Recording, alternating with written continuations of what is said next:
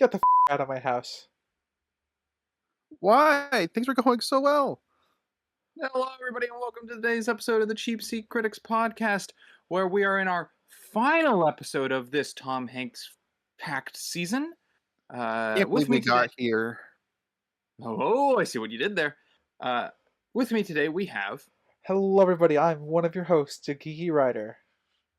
I'm Crimson Maroon. And I'm Sprinks. And hey, if you're listening from Writer's House, weird place to be, but you can find us over on Facebook, Instagram, TikTok, Twitter, Blue Sky, however you pronounce it. LetterBoxd, or I already said LetterBoxd, right? Where our averaged out numbers and graphs of what we have. We also have visual things over on YouTube, Rumble, and Spotify, and other audio platforms out there as well. I think that's the gist of everything. Let's jump to the intro.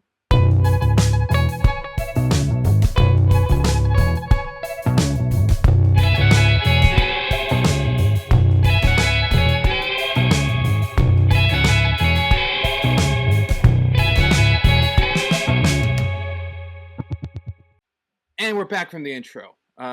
Where today, the last one, I know a lot of you were really excited, being with the timeline order, that we were going to cover the Pinocchio movie, but we didn't. We're covering here. Check out Guillermo del Toro's Pinocchio that we covered before. That's a very Crimson thing to say, which is true. We did cover that. But unlike that Robert Zemeckis, Tom Hanks starring film, we covered this Robert Zemeckis, Tom Hanks covering film. So today we're going to go with a linear popcorn structure when we go into the coverage of the movie, but we're going to do history, then we're going to do facts, coverage, and then wrap it up with summaries and ratings at the end. So let us begin with our histories. Let us start with writer on this one. All right, yeah. This is one I haven't seen anything for. Never heard of the movie. And all I knew going in was pretty much that Tom Hanks was going to be in it, so I was surprised to see Paul Bettany and a few other actors in here, because there's some actors, there's some popular actors here. Yeah, so this is my first time. That's my history. First time for the podcast. Sure, I didn't realize how blind you were to this movie.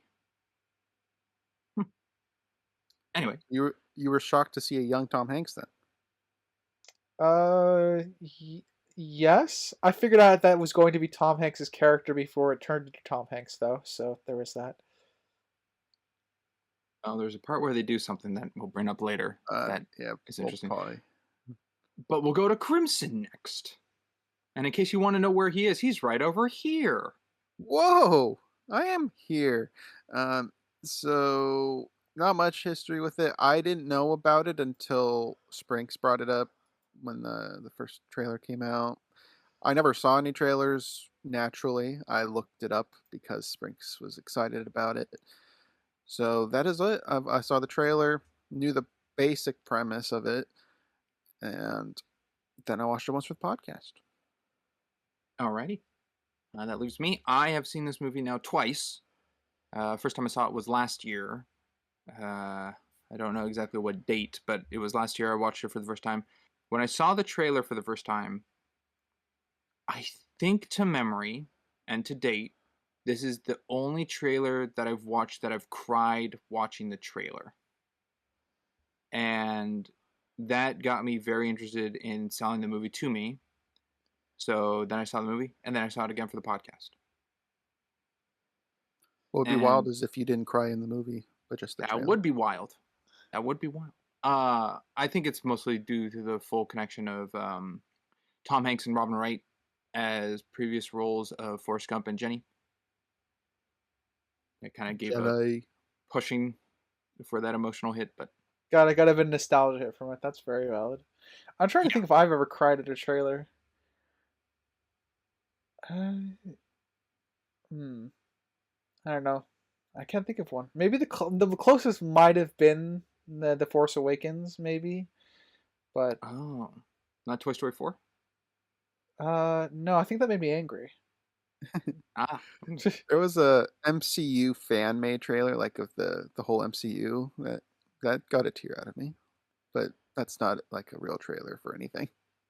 Yeah, I mean, there's some edits that pull tears to my eyes all the time. So I can't really consider fan edits. Well, with that, we'll go into our facts here that I have. Oh, fact here. God, that joke's going to get old. Sorry, audience, bear with us. Of what I have of this film, its initial release date was November 1st, 2024. It has a runtime of 1 hour and 44 minutes. It has an estimated budget, from what I could find, of anywhere between 45 to 50 million USD. And I wrote down multiple numbers here just to give you a real eye-opener on this, of its box office. Its domestic opening weekend made 4.8 million. Its domestic overall made 12.2 million. And its worldwide gross box office made 16 million. That's a bomb, ladies and gentlemen. It bombed. I blame the promotional materials. I never saw any promotional stuff. I remember, at least I think the promotional I saw this was stating that the movie came out in like 2 weeks. Like, that's what the trailer ended. It didn't say like coming this month or something. It just said like in two, like it gave the month and time, but from when the trailer dropped, it was 2 weeks away. It probably If you never told me about this, I never would have heard of it. Yeah, I'm kind of in the same boat. If it weren't for the podcast, would never have heard of it or thought to look for it. I'm trying to think. I don't think this would have gotten good word of mouth either, unfortunately. Maybe, I don't know. It's unique. I mean, I can picture people talking about it. It's unique, but it doesn't have the pull alongside it. Yeah, it doesn't have the pull alongside the uniqueness to get good word of mouth, I think. Because it's a new Robert Zemeckis. An A24 title on there, boom, you get some. Yeah, that would work. I think A24, because A24's got a bit of a cult following now. A24 I think is more recognizable than Robert Zemeckis, because when I hear Robert Zemeckis, I don't think of any movies. I just hear a name, and that's no offense to the director, but that's no offense to the director or anything, or the creator, is people don't, generally speaking, like, normies don't recognize people beneath like George Lucas and Spielberg. Or Nolan. They recognize super big names in filmmaking. I don't know if Robert Zemeckis makes that list. He probably falls just short of it, I think. Not that he's not a bad up there. Yeah, probably. You think the Russo brothers are up there? No, Russo brothers aren't up there. They're recognizable for Avengers. That's probably the only thing that puts them up there, if they are. And it's going to vary from person to person, but I don't know if Robert Zemeckis is on a recognizable list for most normies these days. Interesting. With that being said from you, writer, this is the second film we've covered on the podcast directed by Robert Zemeckis. You have any clue what the previous one we've covered was? Nope. Okay. Crimson, do you know what it is? No. Okay, interesting. Okay, we'll get there. Yeah. This film has a rating of PG-13, where it did have its use of one F word. Its genre is drama, which actually took me harder to find what the genre of this movie was. I thought it would have romance listed, maybe even comedy with some of its jokes does. No, the closest thing I could just find was just drama, which was a little surprising to me. Sense. And as previously stated, the director is Robert Zemeckis, who's done works such as the Back to the Future trilogy, Who Framed Roger Rabbit, Forrest Gump, Castaway, The Polar Express, Disney's live-action Pinocchio, and what we've covered on the podcast before, the Jim Carrey adaptation of Christmas Carol. Fair enough. Yeah, the only one of those that's unfortunately would be like recognizable by normies is probably Back to the Future. Interesting. I would have to disagree with you. Well, to be fair, we're not normies on this podcast, so no. Back to the Future is, I guess, for its time, Back to the Future is the biggest name up here. out of that list, but a close second I think is Forrest Gump. Yeah. I would say Back to the Future is more recognizable than Forrest Gump in the sense of I hear more people talk about Back to the Future than I do Forrest Gump. Again, that's in my social circles. But yeah, like I said, Forrest Gump's also up there, but that's not the movie that I don't really attach a name to that. Unfortunately, does that make sense? Yes, I don't see this like. I think the way you explain it is like worldwide situation of like Mickey Mouse versus SpongeBob. Like what's more recognizable, and like clearly Mickey Mouse wins in that category. Yeah. But then I kind of possibly see it more of like Mickey Mouse versus Pikachu. Like they're both high up there. They're just differently seen.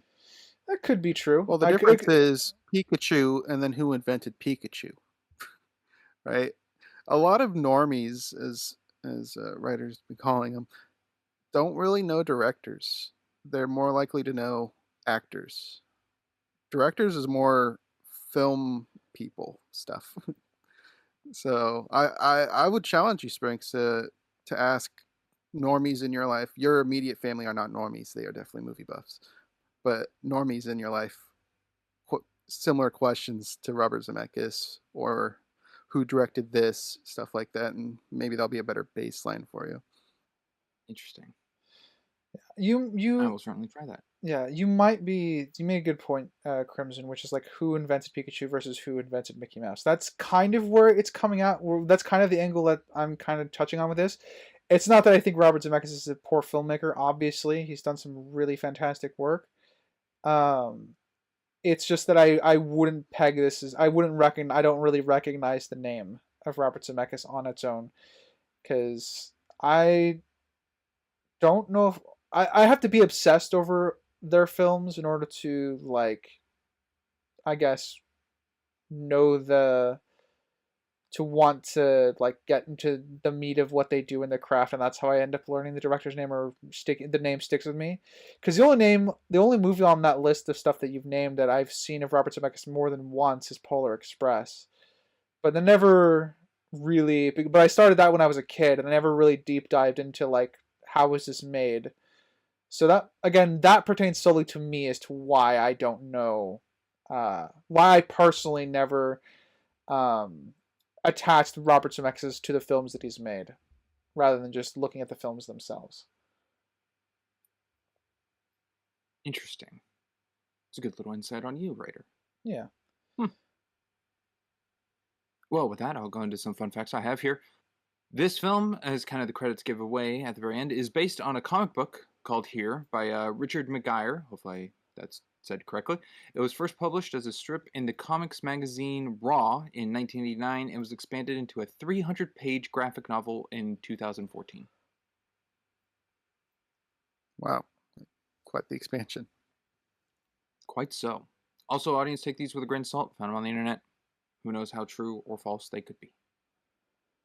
Next one I have is at one point, the police drama Chips is seen on a TV in the film. Composer Alan Silvestri's work on that show was what brought him to the attention of director Robert Zemeckis, who gave him his first movie job ever, which was Romancing the Stone. The movie Here marks 40 years of collaboration between the two. And I guess for me, kind of thinking wise, I guess maybe just movie buff here, Alan Silvestri to Robert Zemeckis is like John Williams to Steven Spielberg. Yeah, hand in hand. Usually one does not leave without the other. We can do a little guessing game here. From what I found, the word here is spoken by characters approximately blank number of times. How many? I don't want to live here. I hate it here. He wants to die here. 41 times. Okay. That might be on the high side. And writer? My guess would be in the 30 range. I'm gonna need a specific. Okay. I'll give you 32. All right. Well, close. Crimson takes it closer with it was 39. Oh man. 39 times.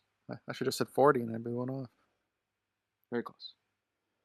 Next one I have here, which this one was tailored for you, writer. I thought you'd appreciate it. William Franklin was royal governor from 1763 to 1776. From 1774 to 1776, he resided at the governor's mansion in Perth Amboy, New Jersey. The mansion was damaged by fire in the 1790s, served as a hotel and retirement home in the 19th century. The estate was subdivided in 1904, with Kearney Avenue running through it.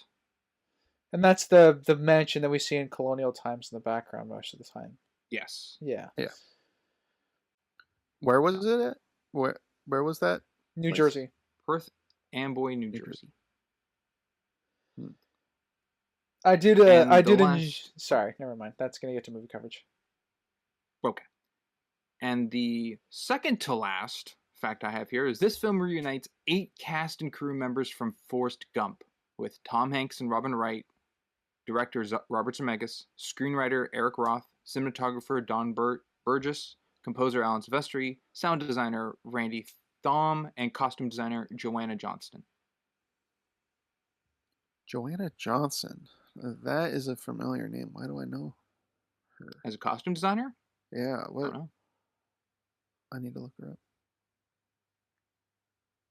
But I thought that was pretty neat. And helps with a lot of known people. A lot of those were behind the camera, but yeah, True, but like the crew know one another more. So a little more trust built, which is kind of nice. It's Which is also good. funny. Which is good for something more experimental like this, I think. Yes, it's interesting to credit with this film a cinematographer. Yeah. It's like you did. It's very interesting. Yeah. My thought is that I guess you could have like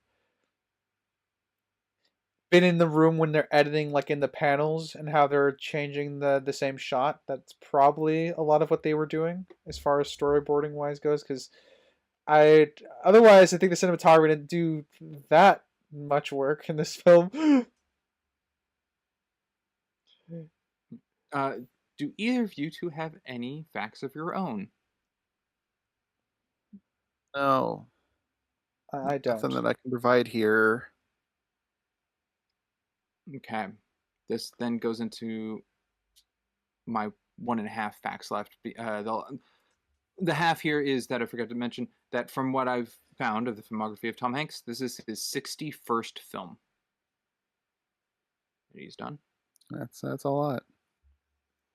And the last fact, and audience, if you haven't picked up on this, I'll tell you in the recap, because I don't know if Ryder and Crimson have picked up what I've been doing. I thought Crimson was on to me a while back. But the last one I have here is the last, funny enough, shot of the film pulls out to show that the house number is a 115 and not a 113. Yeah, you did something with the circle that got me thinking you were doing like off facts. Do you want me to read the circle one in case it ponders anything? I still got it here. Sure. My Circle one that I said, audience, back to that one. It was due to closing contracts. Tom Hanks has never worked with Circle 7 Productions on any films due to a new company contract in 2006. Yeah, just connecting Tom Hanks to something circle related. I don't know. Kind of. Anyway, you'll find out come Monday for audience. Yeah. Okay, recap. Yes. If you want to know what all of this last fact stuff is done. So with that, we'll then go into the coverage of the film. We're doing linear popcorn, as I said before, so pretty much the start of the movie to the end, but we can jump around points, and if we jump a little back, jump a little forward, totally fine. And let's start, being that you were both first-timers, but I started on Writer for History. Let's start with Crimson. All right. Did you know Joanna Johnson was known for doing the costume designs of Jurassic World Dominion? Oh! Yeah. So I've seen works of hers before. Actually, she's done a lot of big stuff. But that one was just amusing because we did that one. For what we're actually covering, though, the film here, we start with the street and house through time, as I put it. It's kind of just a montage of stuff. And I got excited when I saw dinosaurs. Not gonna lie. I knew I it. was Shock, I shock. was hoping to Surprise, see surprise. a, I I was wrote hoping to that see a down. bit more of it. That is a plot line that is dropped very rudely, might I add. Every other timeline got a share. Dinosaur time, boom, axed right out the gate. Well, I mean, they I died. would have You can't loved to really have seen do the anything about that. progression. I So mean, we did. You did. They died. We saw the Ice Age. The Ice Age melted. Yeah. yeah, This movie has dinosaurs. Plural. yes, it does. And I wrote down dinosaurs that boosted Crimson's subjective. Dino DNA. Yeah. So I did like to see their presence here in the film. But And how long can I keep it up? And I Whole think it. damn episode. We'll see if I can do it. What was it gonna attach to that? Oh, the VFX, which will be a talking point throughout, I imagine, is some of it looks great, some of it doesn't, and the dinosaur bit actually looks pretty decent. Babies, on the other hand, well, maybe we'll talk about if babies or people falling look okay. Oh, I see what you're talking about. I mean, we're doing popcorn. You can go to that right now if you want. No, it's a little later. It's fine. But just saying, for the visual effects, some hold up, some do not. Okay. I will I'll leave say, it there for now. I guess, piggybacking off that, which isn't too far, the deer that goes by while being hunted, I thought the deer looked pretty darn good. And the dinosaurs look fine. I The think sorry. depth of nature, though, of the forest for like the Native American time, The depth of feels a field is, little like the volume or something. I think it's just because the background isn't like blurred of depth, and it still like looks good. If that makes sense, like it's still focused. No, I know. I feel what you're describing. It gives like and a fake look or something. I got that on pretty much all the outdoor stuff. So that and the American Revolution stuff. Both those outdoor shots feel not quite green screeny, but also feels like they're not where they're supposed to be. yeah. Hence why Just Sprinks adds the off. moniker that it feels like it's the volume, and I think that's a very apt description. Because the volume is a very It could useful be. tool when employed well. But again, I this think is yeah, just need to blur the background. yeah. I don't know. I don't think it is the volume. I don't know if they had the budget for that, but They had 50 mil yeah. estimately. No, But the no, volume it's the eats volume. the budget is the thing. Still not a widespread thing that's used in a lot of stuff. So I don't think it's the volume, but it definitely feels like the volume, and unfortunately, I do think that is partly on the cinematographer's fault or the directors, because directors can use the volume style very, very well, or you get Jungle Book. So it's very, very it depends on the Yeah, director. you get Princess Leia running in a forest. Yeah, that's also very awful, and we covered that. It's a sacrifice because I would understand not wanting to blur it because the background of this film is a character to me. It's telling so much every I'm glad time you bring that up. in the back. Yeah, So blurring it or obscuring it would maybe take away from what they're trying to establish. And I kind of prefer that we can see things pretty crisp in the back, like kids doing jump rope or playing pranks in the street, stuff like that. yeah. Just makes it more realized. Agreed. That I understand. But Crimson, I'm glad you bring that up because we have covered the Batman and we've covered the pilot episode to Gotham. And in both those coverages, we have stated that Gotham itself feels like its own character. Like the city has its own approach to the environment and what it is.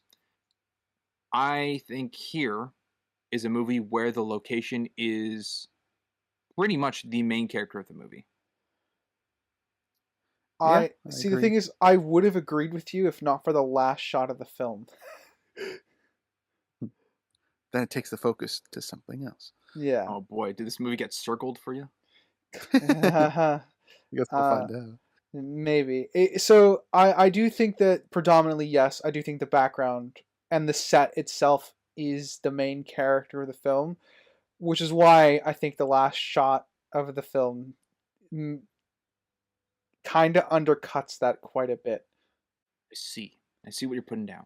Yeah, we'll talk about that when we get there. But like it's definitely one of it threw me out, I guess, in terms of because funny enough, cinematography wise, I happened to notice the one time the camera moved in the film. Yeah, yeah. Yeah. Hey, nice catch, nice catch. I know. I gave Yeah, myself. it I was could so pat hard myself. to see.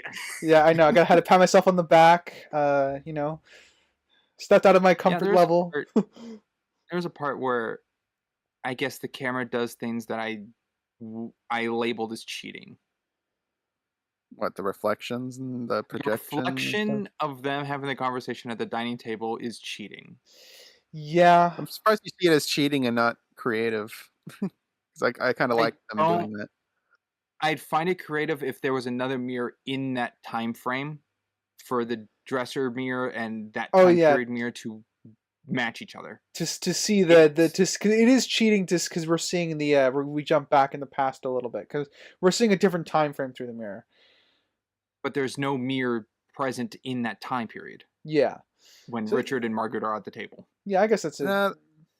They play with that stuff all the time, though. Like during the wedding in the living room, you have the radio playing, or was the TV?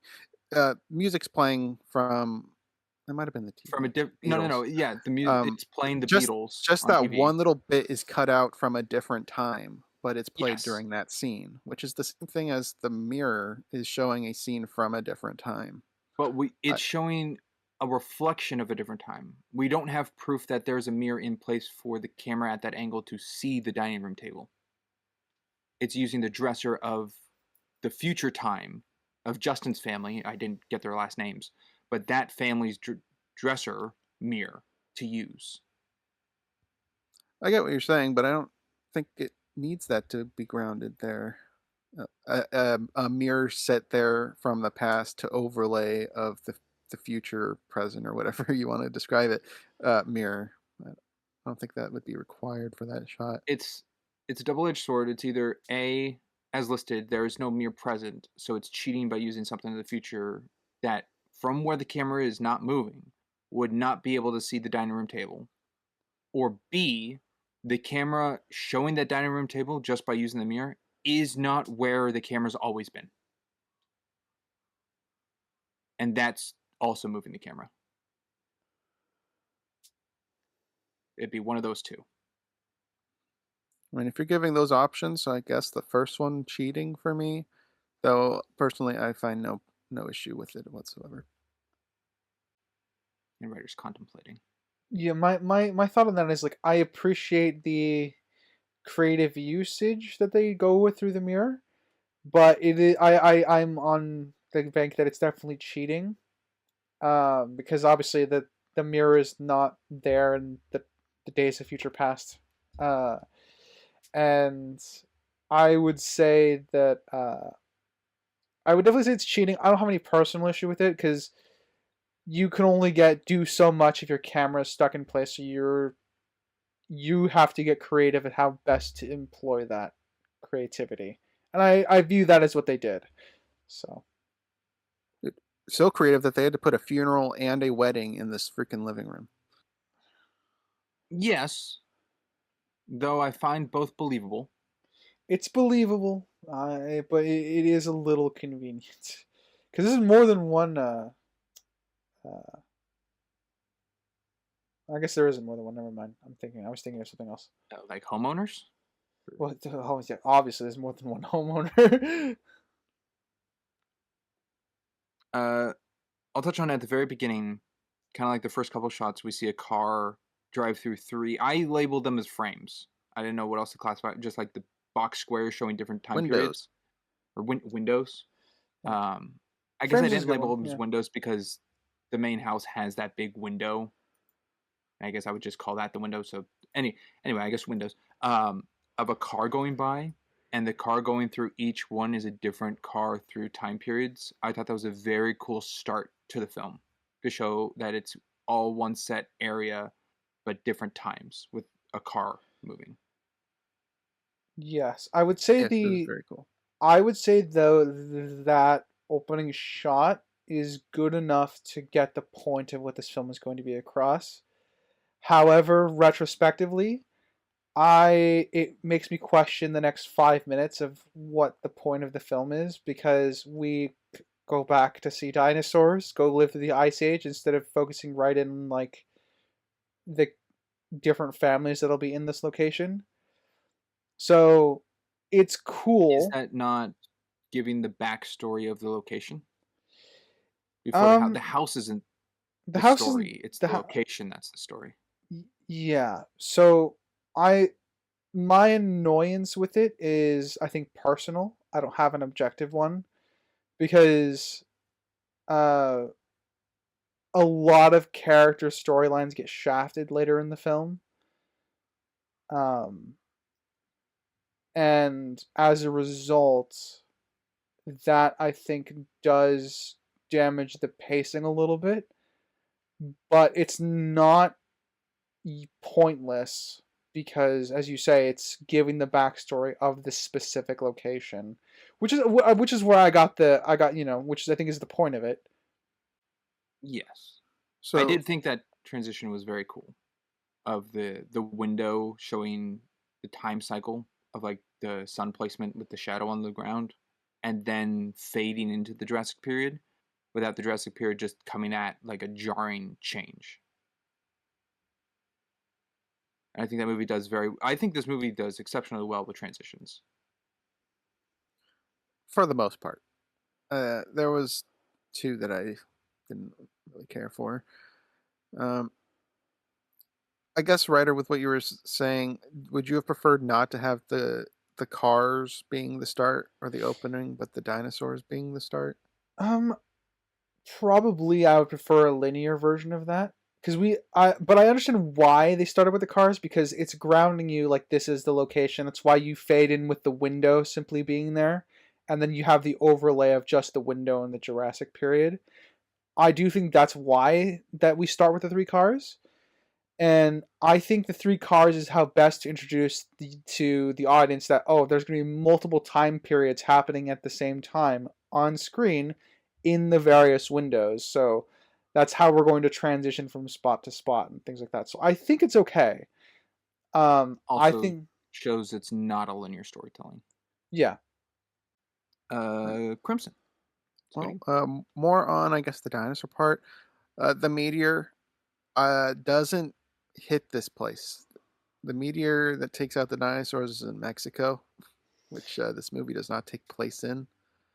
Yep. And I wasn't a big fan of that, especially later when they're trying to ground it more with Benjamin Franklin and William and the lazy boy guy, all that, which I did look into him to see if they were accurate to him. And midway in midway in my notes, like, this isn't in Massachusetts, and then they address Massachusetts later.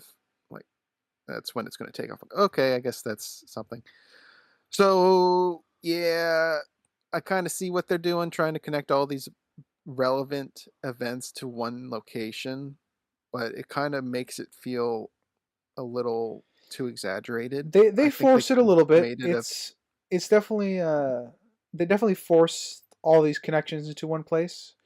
It's not as smooth as it could be, but it's definitely not horrible. Is kind of how I'm looking at it. Because You you're don't right, they find do it as stretch smooth it. as Forrest Gump. That's what I'm hearing. Is that to me or Ryder? Well, to you, Crimson, of like all these multiple, I guess, historical events, but they're altered to fit within this frame of this Yeah, location. because Forrest Gump goes to historical events. Meanwhile, the historical events are being pulled to this location. So yeah, Forrest Gump is better for that. Okay. I mean, If you're, I'm I mean, almost that's surprised they didn't make John one of the Wright brothers. That's to the level. It was kind of, yeah, first time watch, I was kind of leaning that way. Yeah. yeah. It is. So to get where you were going with that Crimson is, and that's kind of where I am at. When you place your film in a set location and you want to drag historical events to you, you're very limited on what you can do with that. So I think they did enough excuse for the lazy boy, but I agree that the dinosaur meteor is kind of egregious comparatively. Is it? Yeah.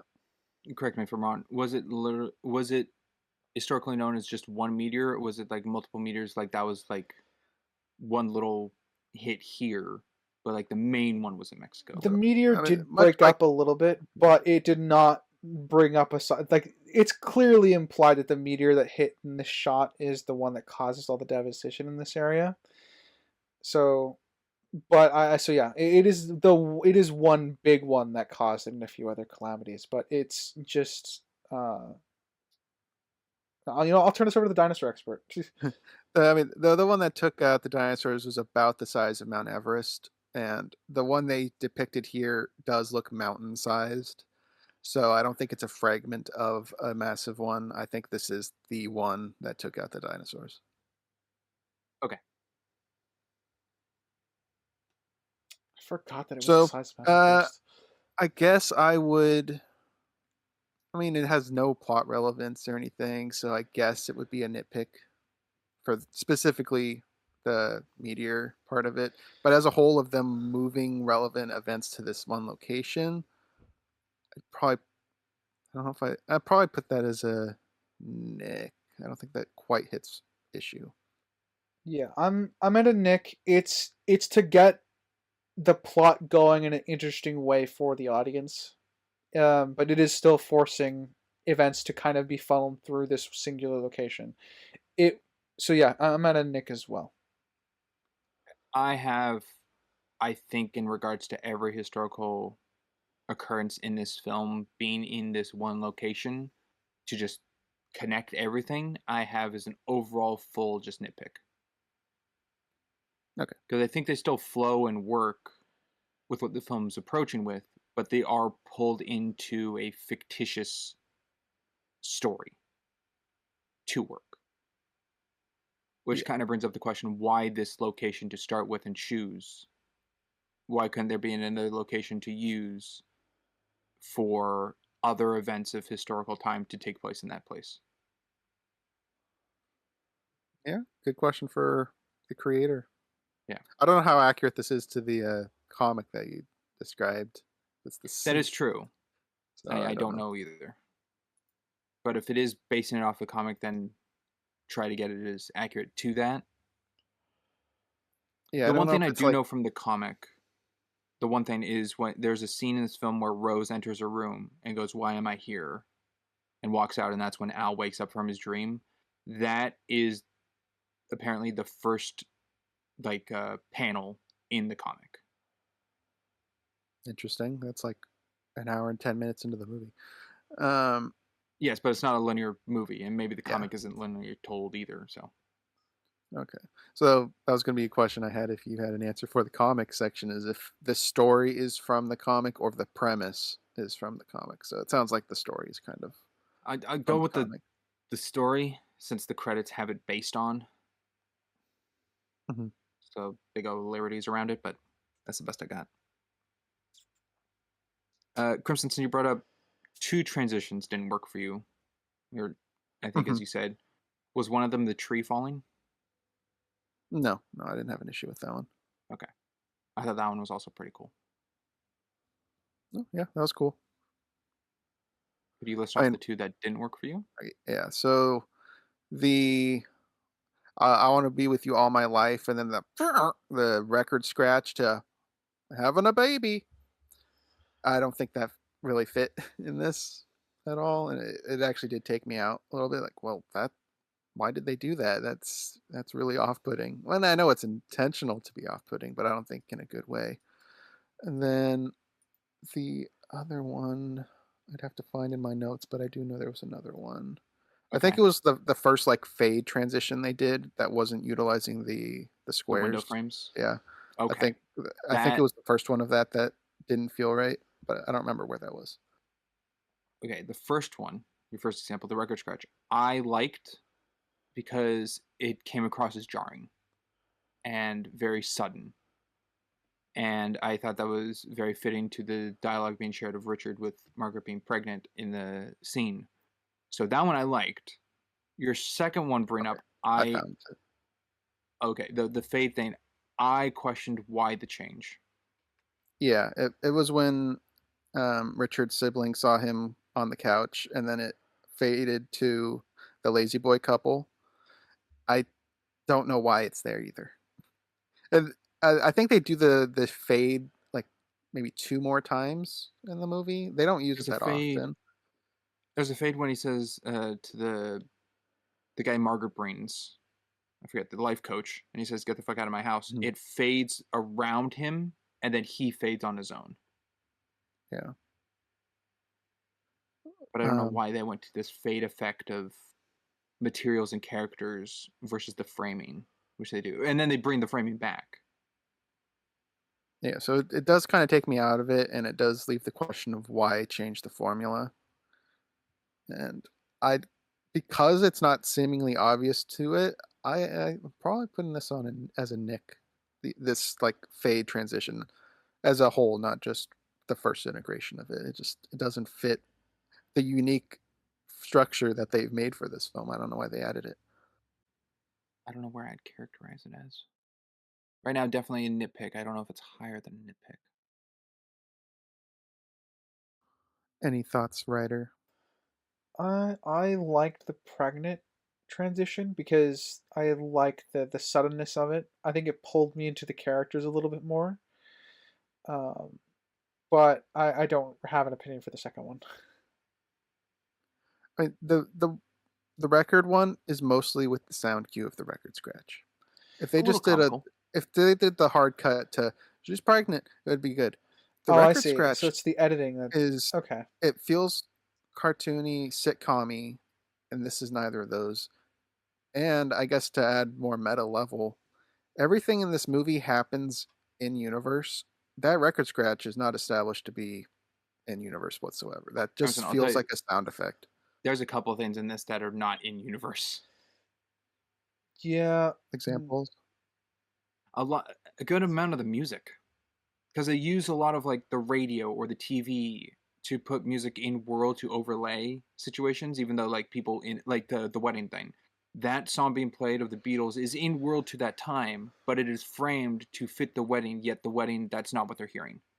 So Mhm. that is fitting for the time. But then there's parts where music, like when Richard asks Margaret, "Hey, I think our song's playing," which is on the radio, and then they boost the music to play, and it continues over to scenes.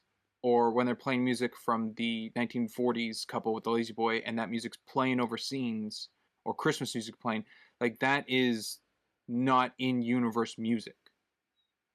It is. It just transitions into being out of universe. They start in universe. So I do view that as different. I They're using it as think a transitional piece. This okay, record thing is just a sound effect they plop in. I don't think the one of Al fixing the roof is in universe. I don't think anyone's playing music for that scene. I think that's just overlaid into it. Correct. And I mean, there's music in this that isn't in universe. The whole beginning of going through the dinosaurs, Ice Age, all that has a song being played. It's not Oh, just sound okay. effects. Sorry, I was. So there is an OST to this, but you brought up examples of in-universe stuff not being in Yes, universe. I was. Those Sorry, I was going are. with examples of soundtrack, not the score. Yeah, I mean, I'm fine with it having, I guess, a soundtrack that's not in universe. I was just bouncing off of the point you were making of those not counting, even though they started in universe. Yes, I gave bad examples. Sorry. No, they're fine examples. I was just working off of it. So that's my point with the record scratch is that is definitively not in universe. Meanwhile, Yeah, we don't see at least anyone to what I recall, the stop the record. soundtrack starts at some point in the universe, and if not, it's for the movie. It's the Does it medicine thing. does it help a little that they do own a record player? Um, I mean, bare minimum, but it's not shown to be in use or anything. Okay. Like, Even if not it in was use of the time, but it is possible in World to have that record scratch be at some point of time. if we had like the Lazy Boy couple, and then they were doing a record thing, and that it would break up the surprise of the scene a little bit. But like having them turn on a record player or something, and we could transition to them listening to the same song like many years later, or whatever, and then we could have that record abruptly stop. I think I'd be more okay with the transition by establishing that it was playing and it started as a record at a different time, if that makes sense. Yeah, if they had a window off in the corner, like where the radio or TV is, but there was a record player from the Lazy Boy time, boom, I'm fine. I still think tonally it's off, but I disagree with both of that. I don't think there should be an interlaid scene in between Richard and Margaret from their dance to the pregnant discussion. I think a workaround for that is rather than have their song being played on a radio, have it be played on a record player that's been playing the whole time while Richard's been painting. I guess that's one. Yeah, that works too. Because the fine sudden, with both the of these is better than what the we have. characters in love. The sudden dancing jump is to the news. Yeah, that's fits way better than if you had something interlaid, because then it would soften that blow. Yeah, that's the point. So like, I agree that the suddenness of the thing is the point. We're just trying to make the record sound like in universe. Yeah, just change the radio to a record. It was still commonplace in the 60s. At that point, the 50s.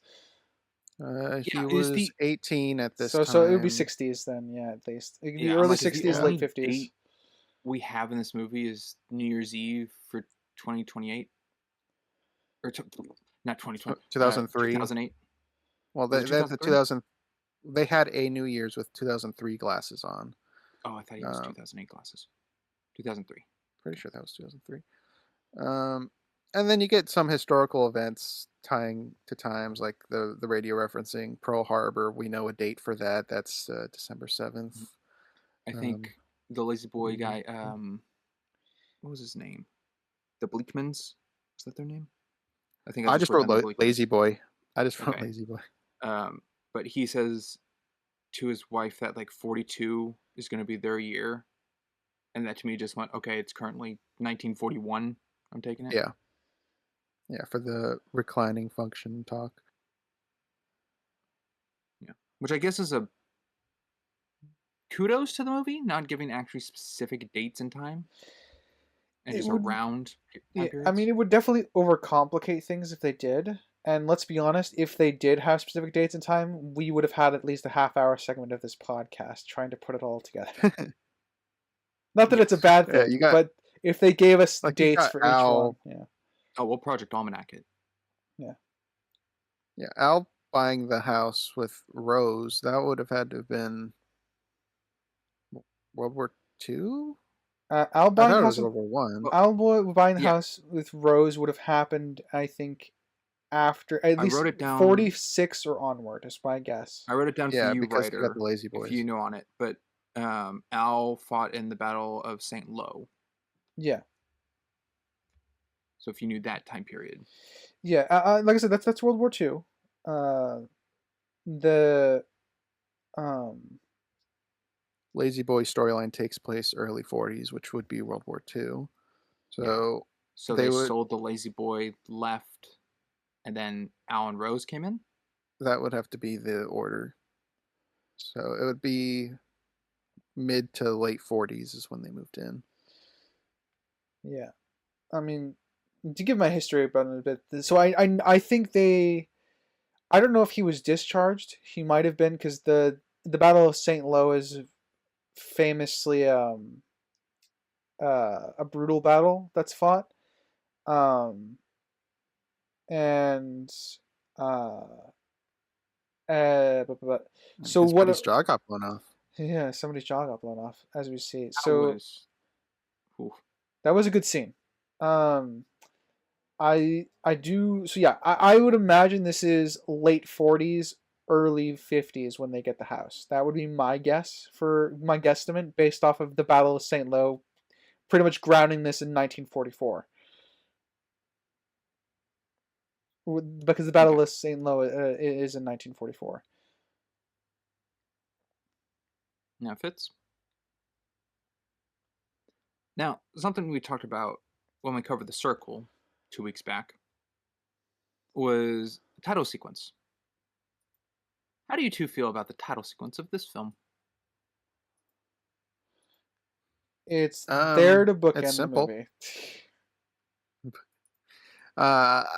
It's there, and it's not flashy like Circle or I whimsical, agree, it's not as we flashy. said. Whimsical like Circle.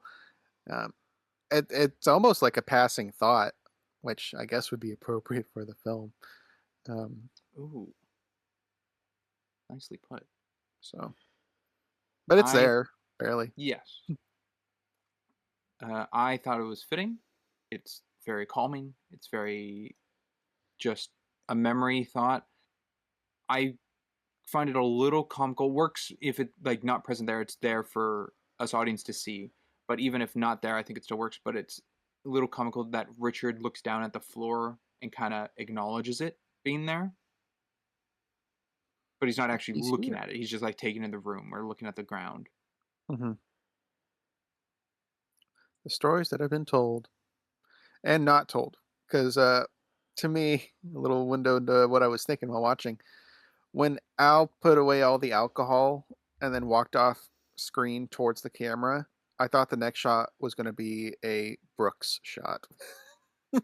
It's Louise. The way Crimson. the way everything was framed, and like, oh my gosh, if he's in the middle of the room dangling, what a what a change. But I mean, That never Good I happened. wouldn't googly moogly. I wouldn't put it apart away from this movie though to do something like that with how drastic this movie is on life and death. Yeah, Brooks or more Tom Hanks related Otto, kind of, not really, but Yeah, anyone well, who's seen it. yeah, but yeah, I mean, Crimson, you brought up the CGI of a baby. I did. No, I'm That comparing the Baby or CGI of little this monster? baby. Comparing the CGI of this baby to the CGI of baby in Twilight. Which one looks better? this one, Ooh. because this one's further away. Well, I think the physics of this baby is worse looking. You don't really get to see the face of it all that much, like the Twilight baby. That's a bad face. But at least the Twilight baby looked like it was a moving baby. This felt horrible. That didn't look real at all. But I will take this baby over the American Sniper baby. I haven't seen that one. Whoever's idea was for the baby in American Sniper is out of their mind. Because that was just a doll. It was just a baby doll. I mean, I'll take this over the That Bradley puppetry Cooper had for Baby Grogu. From some of the puppetry. I don't know. I like the puppetry. Yeah, no, the puppetry's great, But- but they overdo the puppetry at a certain point in that show. I don't think it's not a season one problem. It's a problem in later seasons. That's true. They do. Yeah. I do think, at least I remember my first time viewing, that the baby, was it Elizabeth? Yeah. Elizabeth falling, I audibly gasped. I'm like, I was shocked that this movie did that. When But that's the way things go. Like, that's how life could happen. yeah. Oh, well, a window into my life. That's what happened with me and my sister. Except I didn't jump on the couch. Apparently, I pushed her off. Oh, I was wow. too young to remember this, but I was told that I pushed her off the couch. So yeah, that is life. That does happen with little kids. Yeah, but for something that be shown is just the choice. I mean, like I said, the point of a lot of this film is we're going to see, in theory, a lot of the baggage, a lot of the damage. We're going to get the entire spectrum of life. I think that's helps illustrate that point. Because I think I thought of that scene, and then there's the scene of Rose like collapsed on the floor next to the Christmas tree. Because you don't see her on the ground at first. You kind of see That's another shock. that you kind of see the trail of it, because you can still see her on the ground in the shot, but you see the half decorated Christmas tree and like the ladder that's like half leaned over first, to kind of get you and the there. presents and the I guess couch are kind of in the way, so she's kind of colored to hide within the presents or the stuff on the ground. Yeah. So it's, but and until it's stated, it's very much played off like she's dead. Yeah, pretty much. Yes. So I think that's not a stroke. that is clever. I think written in that way. Yeah. Yeah.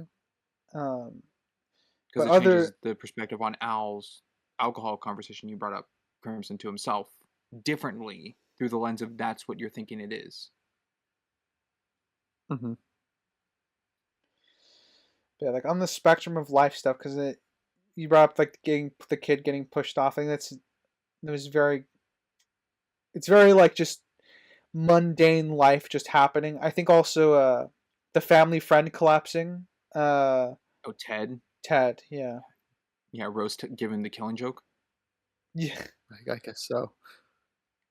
Um, That didn't look good though. That fall. I brought it up earlier, paralleling it to the beam. it was the fall. It was a half fall decent to pratfall, me was but fine.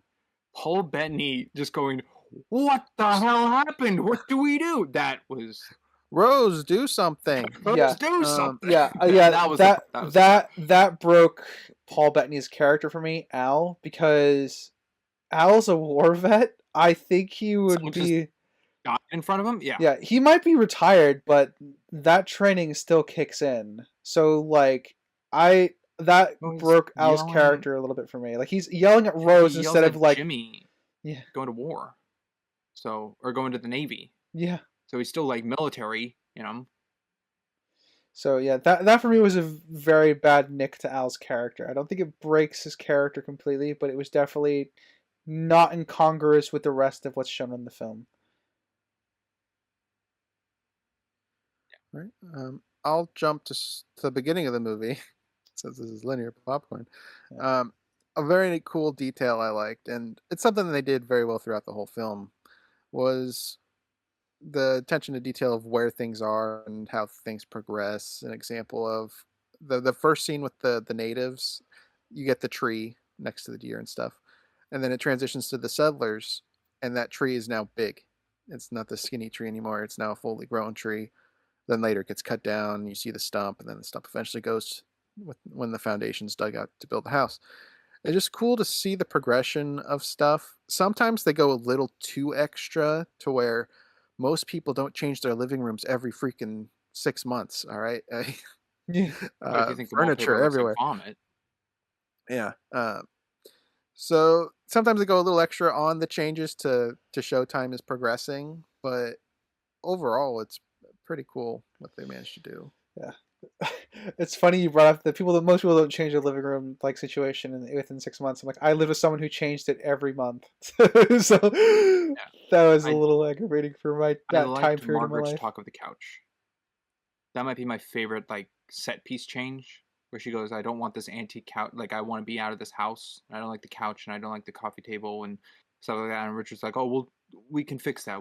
That's like a starting step we can do." And then they're dancing together or hugging, and you get just the couch overlaying to show that the couch has changed, and then the coffee table changed. Yeah. It's a good scene too, because obviously they're fighting, but they pull it back to the fact that they still love each other, which I do appreciate. Yeah. Do you hear that? Silence. Silence. Zip. Clack clack. Zip. That Drop. was kind of funny. I didn't write it down. I liked a lot of the transitions in this movie. I think my favorite sequence though of this movie, because I can't exactly say my favorite shot, but my favorite sequence of this movie is when Richard is reading to his daughter and all the Halloween decorations start coming up in frames and windows, and there's 10 of them before it jumps to the Halloween party. And then Jimmy and Richard are both Benjamin Franklin, and it has an overlay of William, I think it's William, explaining how no one will remember his father. That to me is I think probably that's my favorite part. That is also my favorite part. Because one, I'm a huge history buff, so I just tracked Well, yeah, I've said it on the podcast before. I've listened to a lot of history podcasts. I just tracked the history of Benjamin Franklin through the American Revolution and into the French Revolution. So that was very funny to me, subjectively and objectively. I think they did a good job blending the two. I've played Assassin's Creed. I'm very well knowledgeable on Benjamin Franklin. Hey, me too. Hey, so did I. I've accidentally Had killed pets for George all of Washington. us. Yeah. I do like that though. Again, back to you, Crimson. When Al starts putting the alcohol away, and you thought it was going to be a Brooks moment, I do like that it then goes to like a celebration of Independence Day, with like the sparklers, like celebrating the change of what he's doing is a good thing, without someone deliberately telling him. Like that's a show not tell situation of what he's doing.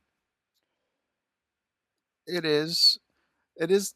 I think double-edged sword because I would appreciate people acknowledging that he's better now, not just the vagueness of on screen. There's a celebration for 4th of July. It's also celebrating him, but we don't really get the people in his life acknowledging his change either. So I would like to have both. Yeah. Yes, but it Ah. does seem after that event, and then Rose in the wheelchair, he does seem like a rejuvenated, more refreshed yeah. guy.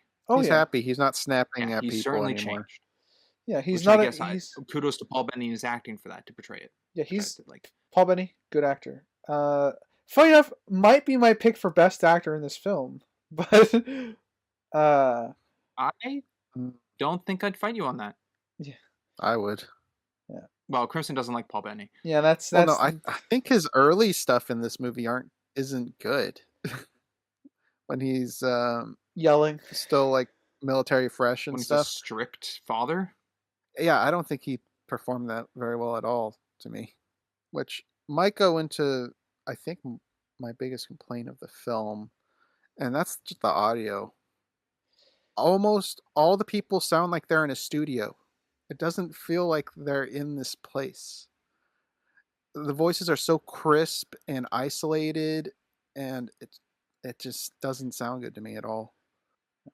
I'm pretty sure every line is ADR or very close to Oh it. yeah, But it feels like it.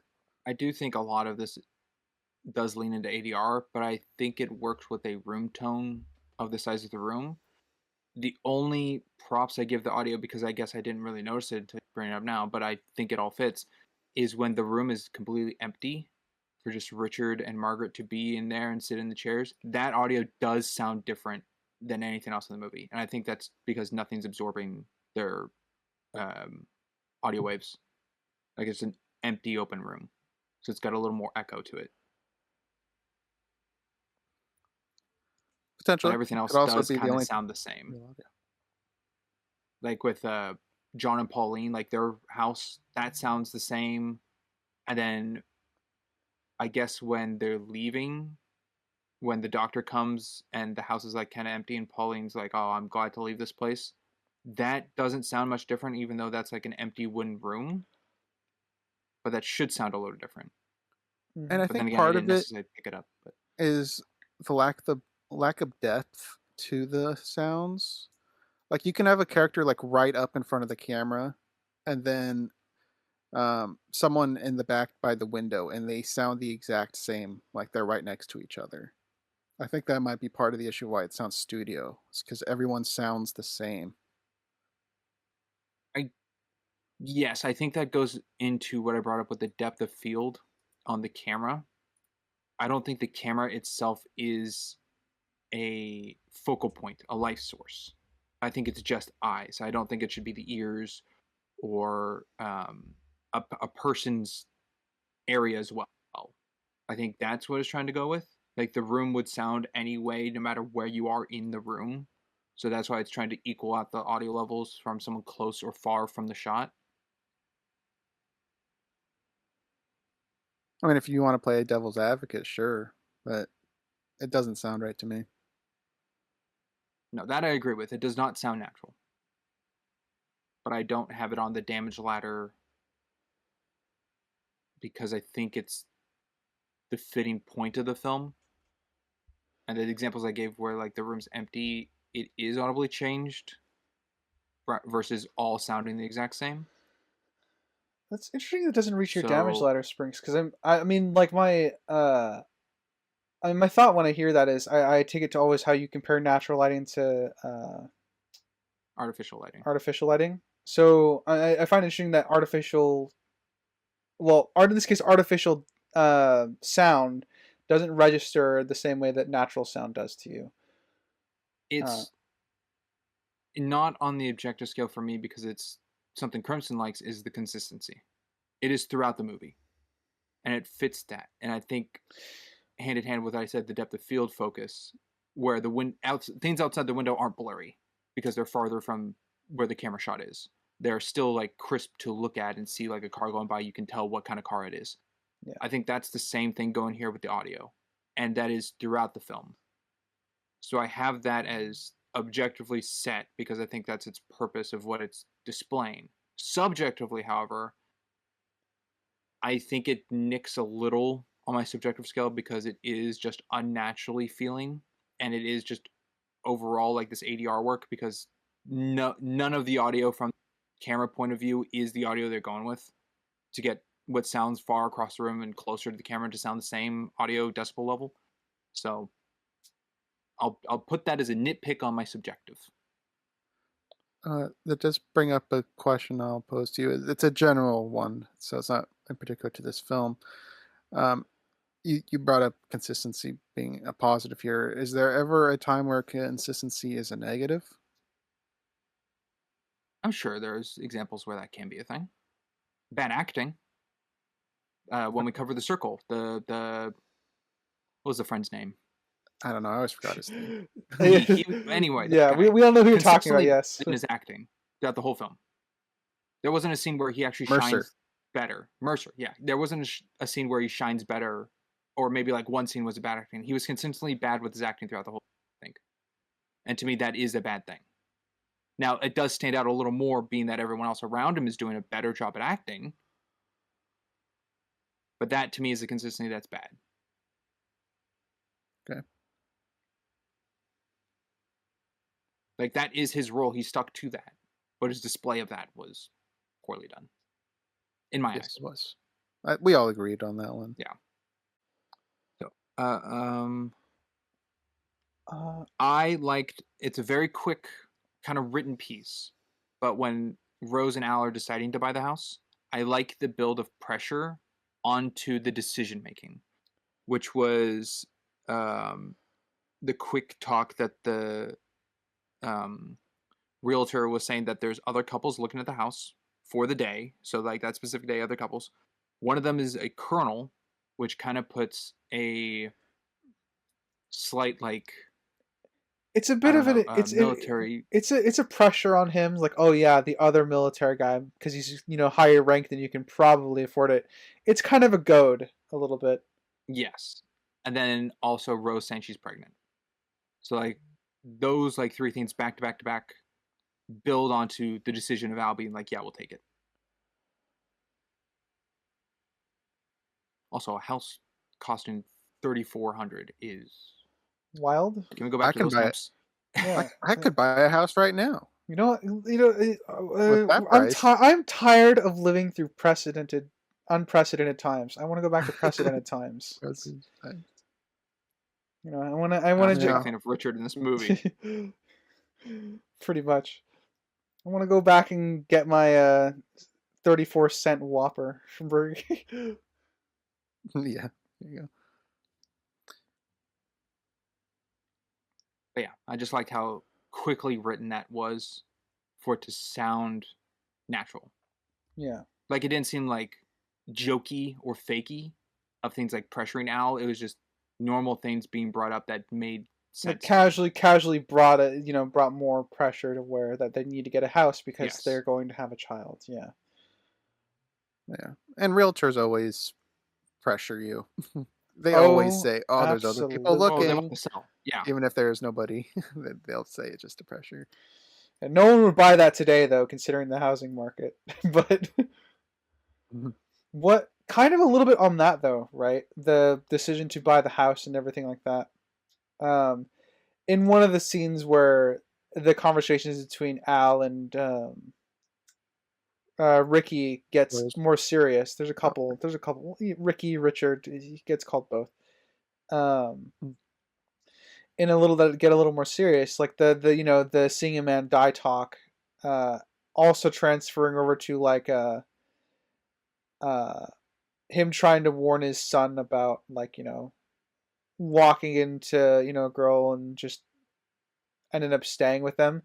It kind of sounded like to me that he was talking about Rose. Like he didn't plan on this part of his life. He just happened to get her pregnant,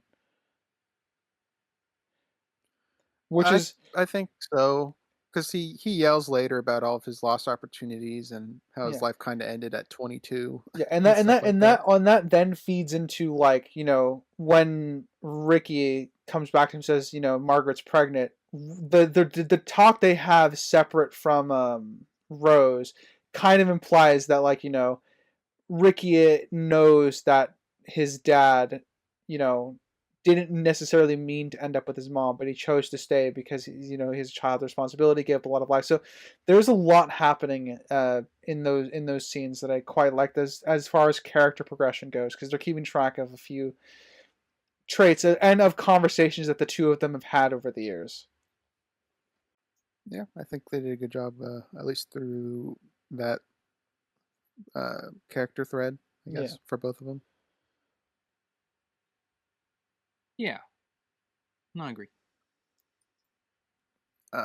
I'll bring up something, a subjective want, and that's the chairs that Richard sets up in the beginning. I would have preferred those to be relevant in any point in history. The closest thing we get to those two chairs being matched is those two like archaeological society people that are sitting down in the middle of the room.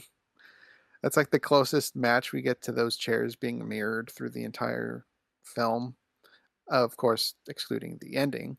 Um, I feel like those should have had more relevance to why he placed those two chairs there. Did it mirror an event? Was there a moment where he sat with his dad to talk about relationships? Anything they could have really come up with to make it parallel the past? Because as it is, it's nothing. It's just a place for him and Margaret to sit. I see. At first, the first half of what you said, I was not following and did not agree. I see what you're saying now. It would have made more sense if they were put back to where the couch was. Yeah, Yeah, rather just than tying those chairs to something. yeah, I'm kind of in agreement. Like, just I think they would have been pushed back to where the couch was, because that would be more appropriate to, I guess, where the film takes place as a whole for them, because they're predominantly on the couch. They're not sitting like on the pathway to the kitchen. Yeah, I agree, but I don't have that raising anywhere on my damage ladder. Like I said, I started off as it's a subjective want. I don't think it needs it, but it does feel like an absence when everything in this is so intentional. It makes sense that the chairs were up against the wall and that Richard wants to put him in the middle of the room. Yeah. That makes better sense to me rather than sitting against the wall, like him and Margaret sitting there and looking at the room. It also frames the shot better.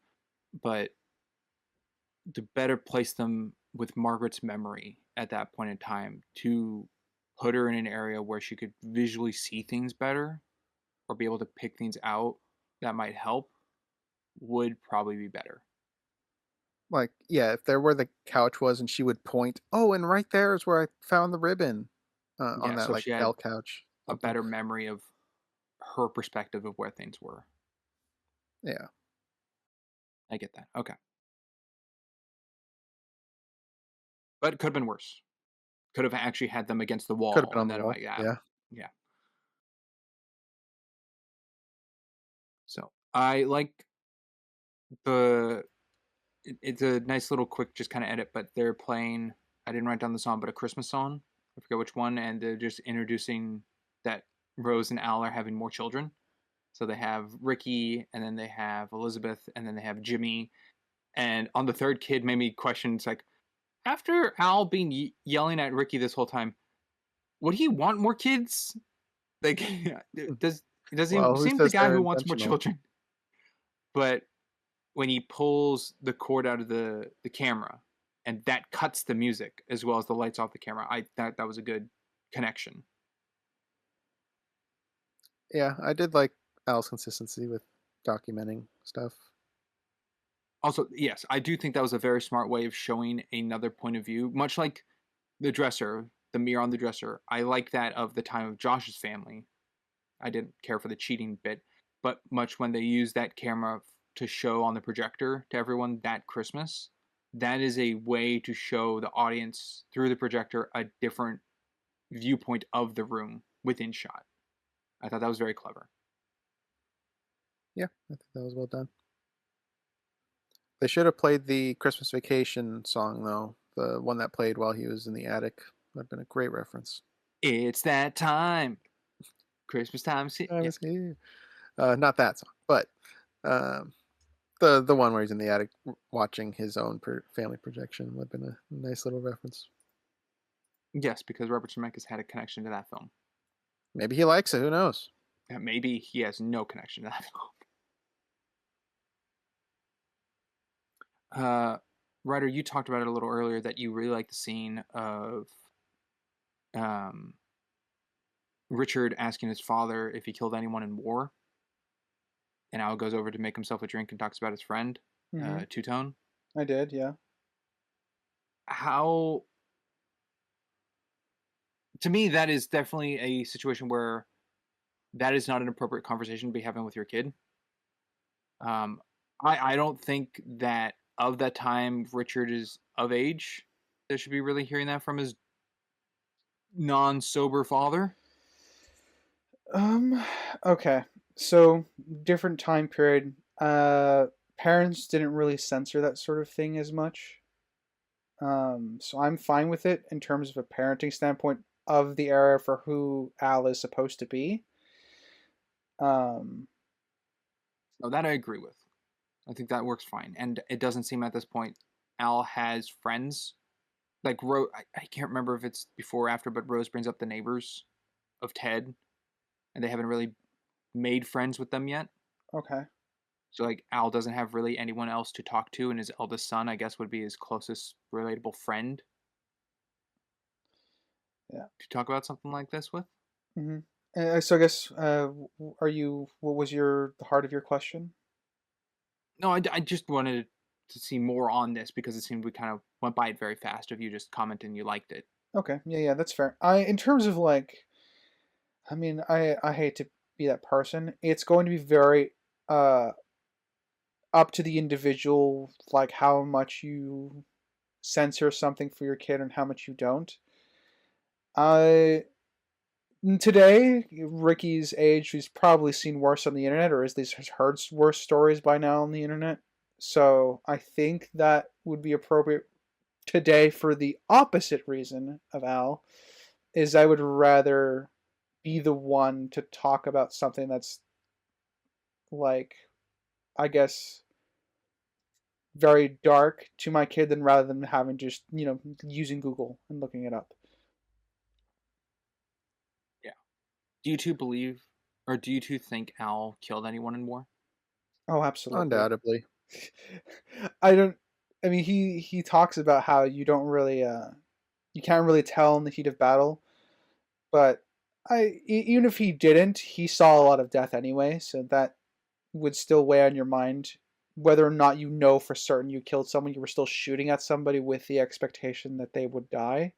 So you've already, in a way, have accepted the fact that you're already doing this. Gotcha. Okay. I agree too. I think he did kill someone. While on this scene, I think is the worst audio, and that's freaking teenage Tom Hanks sounding like an 80-year-old man. Gotcha. Dude, that took me way off. It sounded like an 80-year-old man coming out of this teenager. Okay, Dad, did you kill anybody in the war? Yeah, I didn't have 80-year-old man sound like Destiny, Harrison Ford, and young Harrison Ford. I didn't have that, but it did sound like this kid's voice was mixed with Tom Hanks's voice. That was Tom Hanks's voice. It wasn't mixed. That was just pure Tom Hanks. That wasn't the kid talking at all. No. Okay. I'm gonna be honest. I didn't hear that. Sounded so. Okay. That's why I thought it was mixed. I could tell it was a mimicry of Tom Hanks' voice, but it didn't sound just like Tom Hanks talking. That would sound 100% Tom Hanks to me. Interesting. So We're all on I different things we're on here. different. Ryder heard nothing. Sprinks heard a homage page, and I heard just Tom Hanks. It's the beauty of the podcast, audience. Weird. That's something you'll have to discover on your own. I will say, Crimson, that is the only part of the movie where it does that. Everything after is just Tom Hanks. And everything before is if they're not going Tom with your Hanks. Maj Paj, sure. If we're going with that. Yeah. I think it is him. Yeah. So, with that being my view of it, I think it's terribly done. Which, I mean, you know, it's probably why Ricky doesn't talk too much before he's old enough to be Tom Hanks. Could be. Yeah, before Yeah. What's her face? Margaret, where she's Margaret. introduced. Yes. We talked on a transition, so I'll bring up a transition I think should have been edited better. Whoa. The one I didn't like too much, which was that 2016, 20 minutes, 16 seconds, Al is on the phone, and he hangs up the phone. I did not write down what happened prior, but when he hangs up the phone, there's a 0.5 second fade from the previous scene to this scene. I think it would have worked better if, as soon as the phone was hung up, it went to a hard cut. I think he was complaining about someone getting promoted above him at the job. Because they were selling super well. Someone was bragging about sales, right? Yeah. Yes, it's right before this conversation with Richard about Two-Tone. But I just think it would have been better instead of a fade if it was a hard cut. Yeah, I think it's okay the way it is, but I think a cut would be better. How do you guys think they utilize slow-mo? Because there's a couple instances of them using it. The one that really stands out to me being the worst one is when John puts the cloth back down on the table. Yeah. I just don't think they needed it. I mean, the one even the one that stands out to me is the one where Rose is dead and Margaret's had a stroke. Sorry, and then Margaret's coming home and like putting stuff down on the table, and then she freaks out, and then it turns into slow motion. Yes, that one I think is fine. And then the one where Richard's folding up the bed because Al's dead, and then that one goes to a slow mo as well. That one's a little off. So it sounds like a lot of the slow mo we've just described feels off, which kind of leads me towards not really utilizing it. I think the slow mo is done in post. It wasn't filmed with intention. Yeah, that was edited slow mo. Yeah. Yes, I don't the think Margaret there was just one a low camera. To me is the best one because things move very fast, and something so scary like that, the world can feel like it's turning on its head, or blood rush or whatnot. So everything moving in slow motion for the dire situation gives the audience a breather of like, oh my god, that is Rose on the floor, for those who didn't notice it. And then goes into the next scene of Al talking about the booze, where it could be like, oh, she died, which is the breather there of like his grief. So the slow-mo is like the taking it in, so it's not a hard cut situation to Al. So I think that flows better. But I don't understand the one where Pauline tells John, why do you take our daughter? I think it was when he says, why do you take in that death contraption? And he goes, well, if I asked, you would have said no, kind of thing. And he has a towel in his hand, and he puts it down on the table. But that is in slow motion while like a window frame pops up of a different location. And I don't know why the towel is in slow motion. The only thing I could think of was that scene was cut too short, and to make the transition work, they had to slow that scene down so it could fade better. Otherwise, it would have just been a black background. Could be. They had to lengthen the shot. Is the utilization of slow-mo on anybody's ladder? I'm putting it as a nitpick for me. I don't think it was really necessary because most of the times they utilize it is unnecessary. I don't have it on my ladder because one I really liked and one I didn't care for, so it evens out to nothing. The only thing that would affect objectively for me was pacing, and I don't think it ruins the pacing much. It's their way of trying to slow the film down for a bit. So objectively, no. Subjectively, it didn't look its best for me. So maybe a nitpick on my subjective. All right. Crimson, question for you.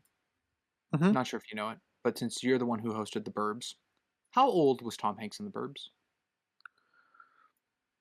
Yeah, I don't remember, Okay. but I did do the math on that. Actually, I don't even know why. I never even brought it up on the podcast. I was just asking, since that was the first one we covered in here, how do you think they did the de-aging in this movie? I think they did a pretty darn good job, actually. I think everything but Bringing his Margaret nose home, looks he's good. supposed to be 18. Say his nose? Yeah, I think everything but his nose looks good. There's a couple scenes where the nose looks Interesting. pretty bad. Well, when you get older, your nose does get bigger, so maybe they did have to do a reduction or something.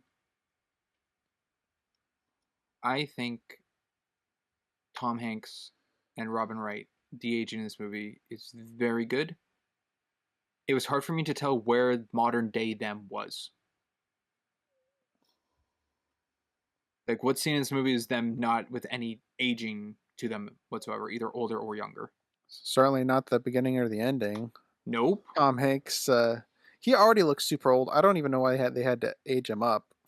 I think he would have been fine as himself, but probably.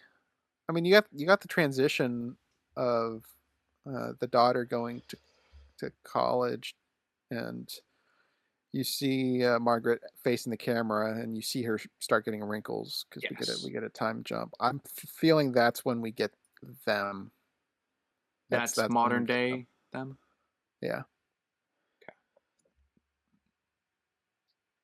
Yeah, that's about right to me. Yeah. Tom Hanks was 31 in The Burbs. 31. Okay. And they tried to show him as 18. He does Yeah. look younger in that shot than he does in The Burbs. But does he look 13 years younger than he was in The Burbs?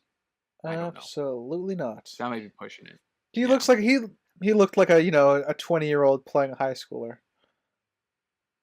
Yeah. Sprinks.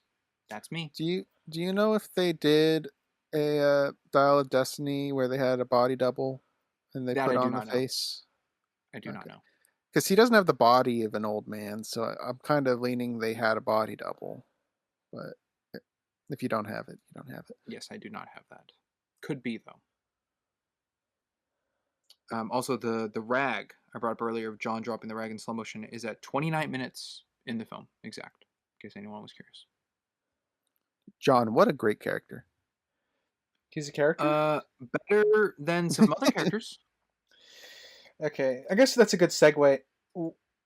A lot of the as much as I love the Lazy Boy family because they ended up being my favorite side story. There's some storylines here that don't really add much to what's going on. Which storyline is the most cuttable to you? Josh's Josh and his family. That is pretty cuttable. Yeah, the modern family. Yeah, Josh is probably number one for amount of time they take up. I do think there's some tonal stuff from the pilot. I don't know what his family is. I called them the pilot family. Pauline and John. John. The aviator. Yeah, aviator. I think they're cuttable too. I mean, I think my favorite couple, quote unquote, in this story being the Lazy Boy couple is also cuttable. That goes into a question I had. An overarching big question is, Do you think this movie would have been better if it just focused on the Young family of just Al, Rose, and continuing? It's a really just hard times question. of their lives. I think this movie is the combination of all these things. That's what makes it unique. Without But a lot of these other stories aren't compelling. Yeah. So we have for side stories, just so I get them all in my head. We have Josh's, which is the Modern Family. We have the Aviator family, which is John's. I don't know the names. Pauline. We have the Native American family, and then we have the Lazy Boy family. Am I missing any? American Revolution time, Yeah. I Okay. guess. The location. Yeah. Okay. Okay. Franklin. The Franklin. And then the Young family. Yeah. Well, Which I thought that's tongue in cheek for their name anyway. Their last name being Young. It is. I did write that. Yeah. I think that I think that's all of it. Yeah, I think outside of like the Young family, the Al Young, right? That's theirs. Yeah. Yeah. Okay. Outside of the Young family, I think most of the side stories are cuttable in terms of them just not being compelling. I think there's stuff that tonally works, like transitioning from, John's funeral to what was going on with the Young family at the time. I think that works tonally. But a lot of it is a good joke. Yes, a lot of John's death. Yeah, and then the same with the Benjamin Franklin stuff. That he'll be forgotten, and then he's being celebrated.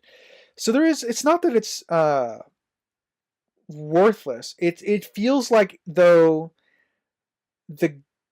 there. I don't want to blame it on the gimmick, but the gimmick would get very tiring if it was just the Young family. You need more integration. So to me, that's why the Native American isn't my first pick, because the necklace ties into the Young family. Yeah. Well, and the showing of them being pregnant at the same time, and the moon thing. I actually find there's more connections to the Native American thing. The moon thing was actually really cool. I did like that. I see more connections with them than with. I think Lazy Boy is the most detached storyline here. Yeah. But I mean, also like my favorite couple. Yeah. They're a great couple. Yeah. They're funny. There's full of love and passion with them. Yeah, but there's no like parallels being drawn. Right, I love Daphne, but she was a removable character. I love these two, but they're removable.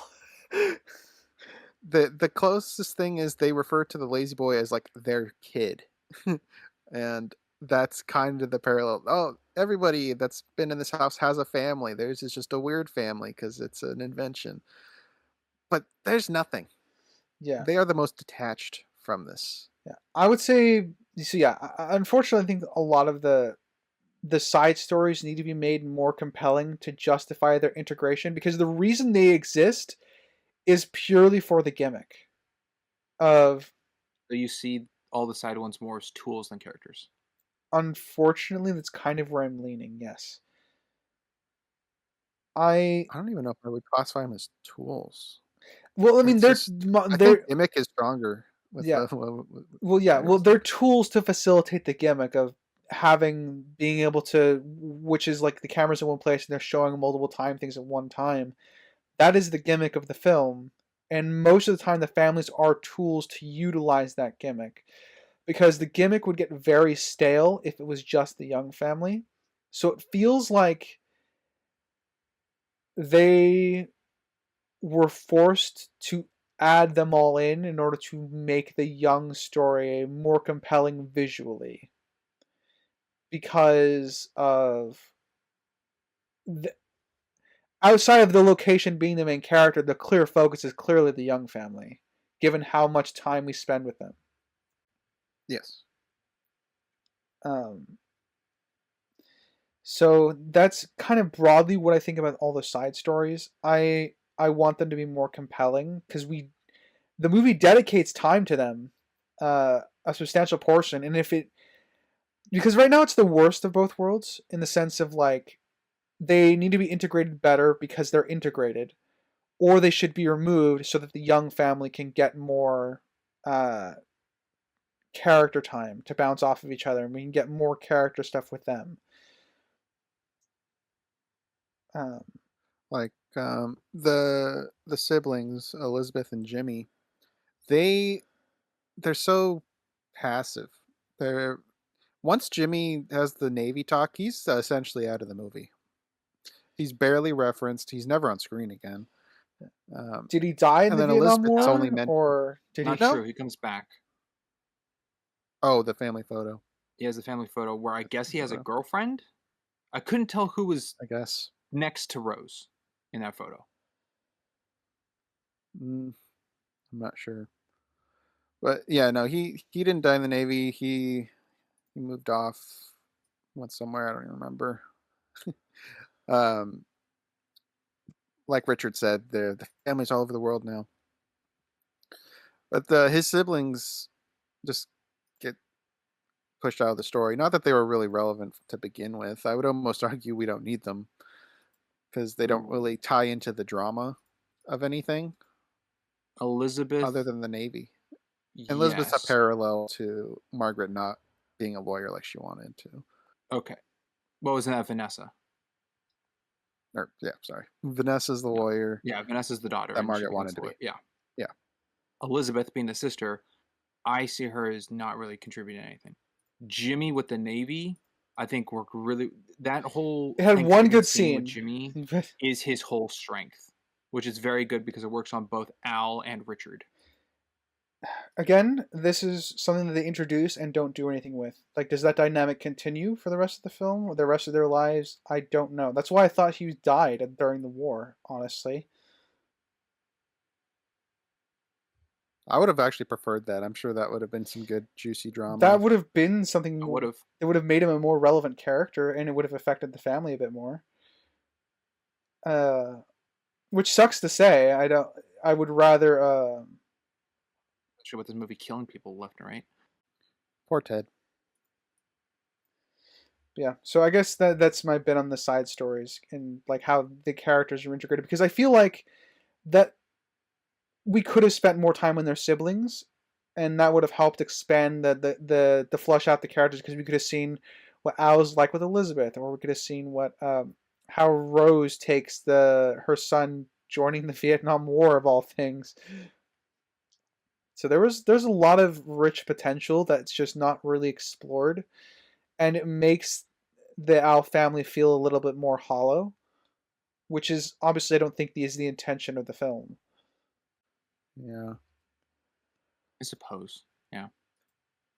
So I guess I posed the question, Sprinks, that you posed on the terminal. Are they trying to do too much? Yeah. No. It's tougher in this movie. I don't think so because the movie's not about the family. The movie involves the family. They are clearly the predominant focus, though. They are.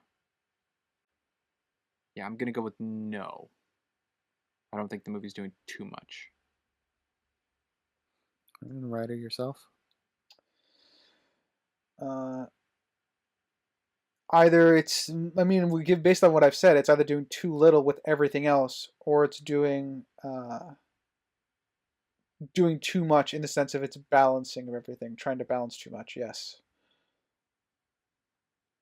I'm trying to think in my head more for Jimmy. If they had a news broadcast during the war, and they didn't hear back from Jimmy, and they questioned if Jimmy's dead because they bring up like his platoon or whatever he was, where he was with the Navy, and that on television from a broadcast, and Al and Richard have a back and forth on that of like he could be dead, he could not be dead. Do you think that diminishes that of later where Rose has the stroke?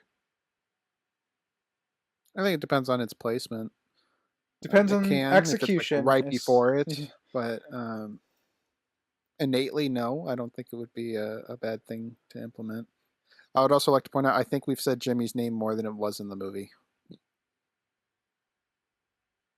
That's fine. We said Daphne's name more than Daphne was in Alien Vader, so. Her name was said a lot. Well, she said her name more than she was relevant in the film.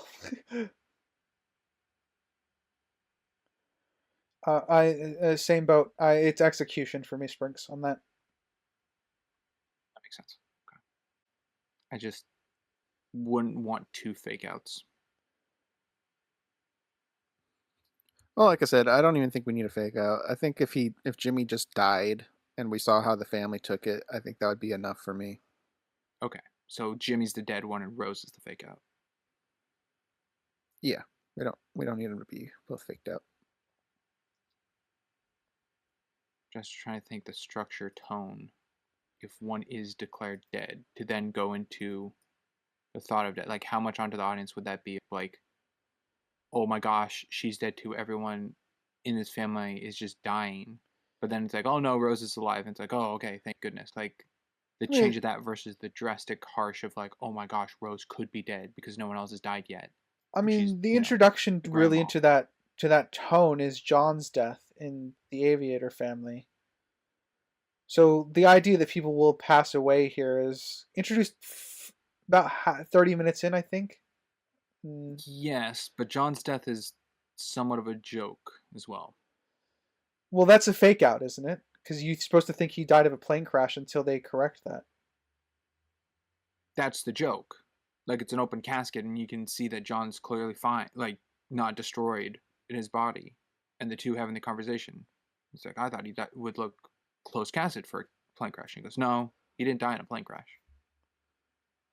See, I didn't like the joke because it made the people there dumb. How do they not know his death and they're at his funeral? Yeah, if that's a joke, That'd be the time that was period. poorly implemented. I'm trying to think if it's the time period, like people just know of John but aren't like friends with him, like maybe a small town at that time, because that is like the earlier family. Well, Actually, they had jalopies driving around, so that could be like the 1800s. assuming that he knew him because he assumed it was a plane crash, so he had to know him enough to know that. No, he flew planes. Yeah. So I would imagine he would know he died from not a plane crash. Yeah, died from influenza. But that I thought was a joke that we don't see these two people talking, and when they turn their heads, they're like, gotcha. It fits the time period. Now, speaking of masks, Crimson, you brought this up when we covered Glass Onion. Glass Onion, yeah. But they It's incorporate COVID in this movie. Yeah, we talked about very early in this podcast maybe a couple cringe moments. This was one of them. I'll stand by for everything. We talked about it for Glass Onion. We talked about it for Bad Santa. And it's true here to me as well. It's unnecessary to integrate here. And this came out in 2024. COVID hasn't been relevant for like 2 years at that point. Obviously, still around, but it's not a public thing anymore. People just know of it. I don't think they needed to do it at all here. I don't know what the maid died of. COVID or something. I don't know. She died 20 minutes ago. That's they imply that it was COVID that killed her, or something to that effect. Because COVID is very infamous for depriving you of your sense of smell. So, still on the stance, I don't like it. I don't like the integration. Okay. I thought it was an easy way to show the time. Like show Josh's family is after the house that was they moved in after when Richard sold the house. Yeah, I mean 60 years like from World War II right now. We know World War II. 60 years from COVID. I don't know how many people are going to be like, oh, COVID 60 years ago, man.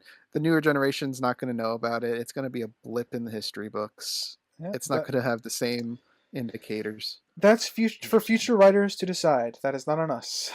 As it stands right now, it's a good way to justify the time period because we can place it. Something I liked written in was the leak in the roof. And that there was a leak and Al was trying to fix the leak because earlier on he said that because of losing his occupation, he was going to have to like mortgage the house and would not be able to get the roof fixed. and he told Rose like, "Oh, we won't be able to, do the roof thing." So later in the movie, showing that the roof has a problem with it, I thought was a nice go forward And then they or zoomed payoff. out of the house, and it's a 3-story building to where the leaking would have been in the attic or on the second floor, not on the ground floor. Yep, that's another one. Yeah. So that took me out when they zoomed out, and it was a kind of 3-story house. It wouldn't be leaking right there unless the floor upstairs is completely rotted from all the water Is damage. a good pitch. I put that as a maybe because I don't know what's above that spot where it's leaking. That could be between two walls. At which point the walls would swell from the water damage. It's a wood house. We see what that spot is, Sprinks, when the camera moves for the one time in the film. Springs is talking upstairs. Yeah, Oh. we don't see It's what's in the directly wall above that upstairs. leak. We know there's a second story, but we don't know if that's like an open room, if that's If it's a gotten to closet, the if it's point where it's reaching the ground floor, there would be visual indicators upstairs. It wouldn't be completely absent. So yeah, I have that as a nick because it doesn't have much relevance, but it is I'll kind put of a it big at, oversight. I'll put it as a nitpick. But the scene itself was funny, of him trying to get a handle on it, but getting mad about it, and Rose is Freaking just out. not making things easier Yeah. for That was him. also another good transition of Rose going like, "Look at the puddle, look at that water," and then it cuts to Margaret's water breaking. Yeah. Poor Jimmy. On the fire department. That transition, the fire department one with the flashing red light was an interesting one.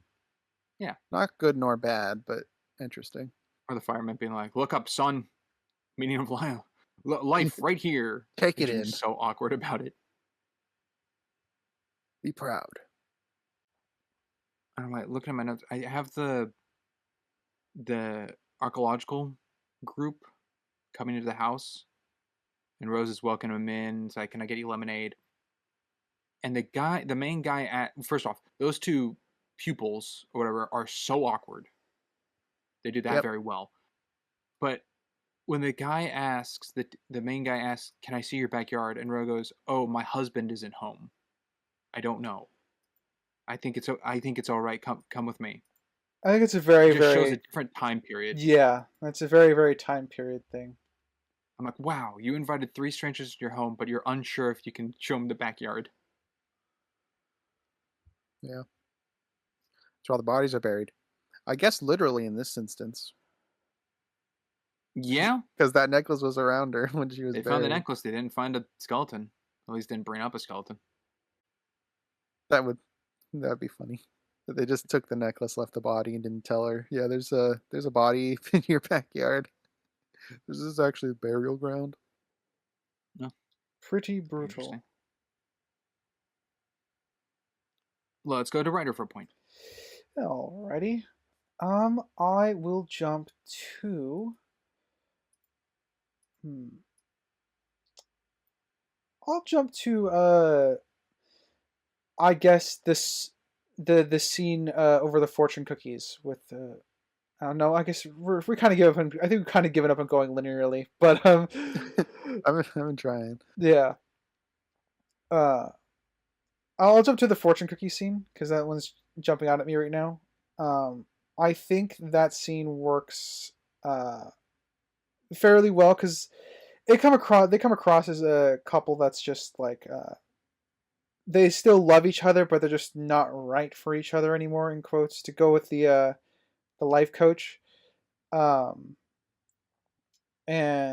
I think it, generally speaking, it works for kind of them trying to maintain that relationship that they had without necessarily going right back into loving each other. I like that we avoided a cliche, I guess. Richard totally custom made those. He ordered those. Those were too perfect. Yeah. It's convenient, but Well. it's That's fine. Fortune cookies are usually that generic anyway. That's true. I They're think so both of those appropriate. fortune cookies exist. Those, yeah. I like the instance of another show not tell where Richard comes home from work and he's in a suit, kind of showing that his dream of the graphic design didn't work out. Yeah, because it echoes what Al was saying, where you got to find a job that gets you in a suit or something along Yeah. those lines. And I think that is good. One of the things which I think is heightened for the film, and I'm not gonna nick it or anything for it, is his ditching of his art was immediate. Like he gets home, he announces he got the job as he puts his painting away. He's got a job now, he's done painting. When in most scenarios, because everyone's different, uh, the the hobby, the art would typically fade away as you lose time to your job. But he just made the flat out decision, like, all right, no more art now. I'm an insurance guy. We don't do art. So it's a little abrupt just for the movie's sake, It but gets the it's point technically across though. possible. Like it's not going to be Yeah, his focus anymore. yeah. Crimson, you and I have had this round and round and round the whole podcast. I think we've done this where you bring up a human's reaction I said to an general. event should be structured to a certain way humans react to. And I have it where humans are unpredictable to do actions in any means by experiences in life and what have you to said person. I thought Richard coming home and immediately taking down the art, he gets a little pause to look at the art, taking it down, was him taking in that he's doing what his father told him to do and becoming like that of his father, being a salesman. And that hurt him because he couldn't do what he wanted as the graphic designer, to be the painter, the drawer. He was when he was like a 13-year-old boy and drawing the living room and telling his father, I'm going to be, an artist, and his father's storming after him into the kitchen. And so those emotions onto him of now being what his father wanted him to be, but not being what he wanted to be, is the harshness of taking down the art in that moment. Not to work hand in hand to do both, but the change instantly of like hired on the spot, got it, and that wasn't gradual to taking down the art to be the same.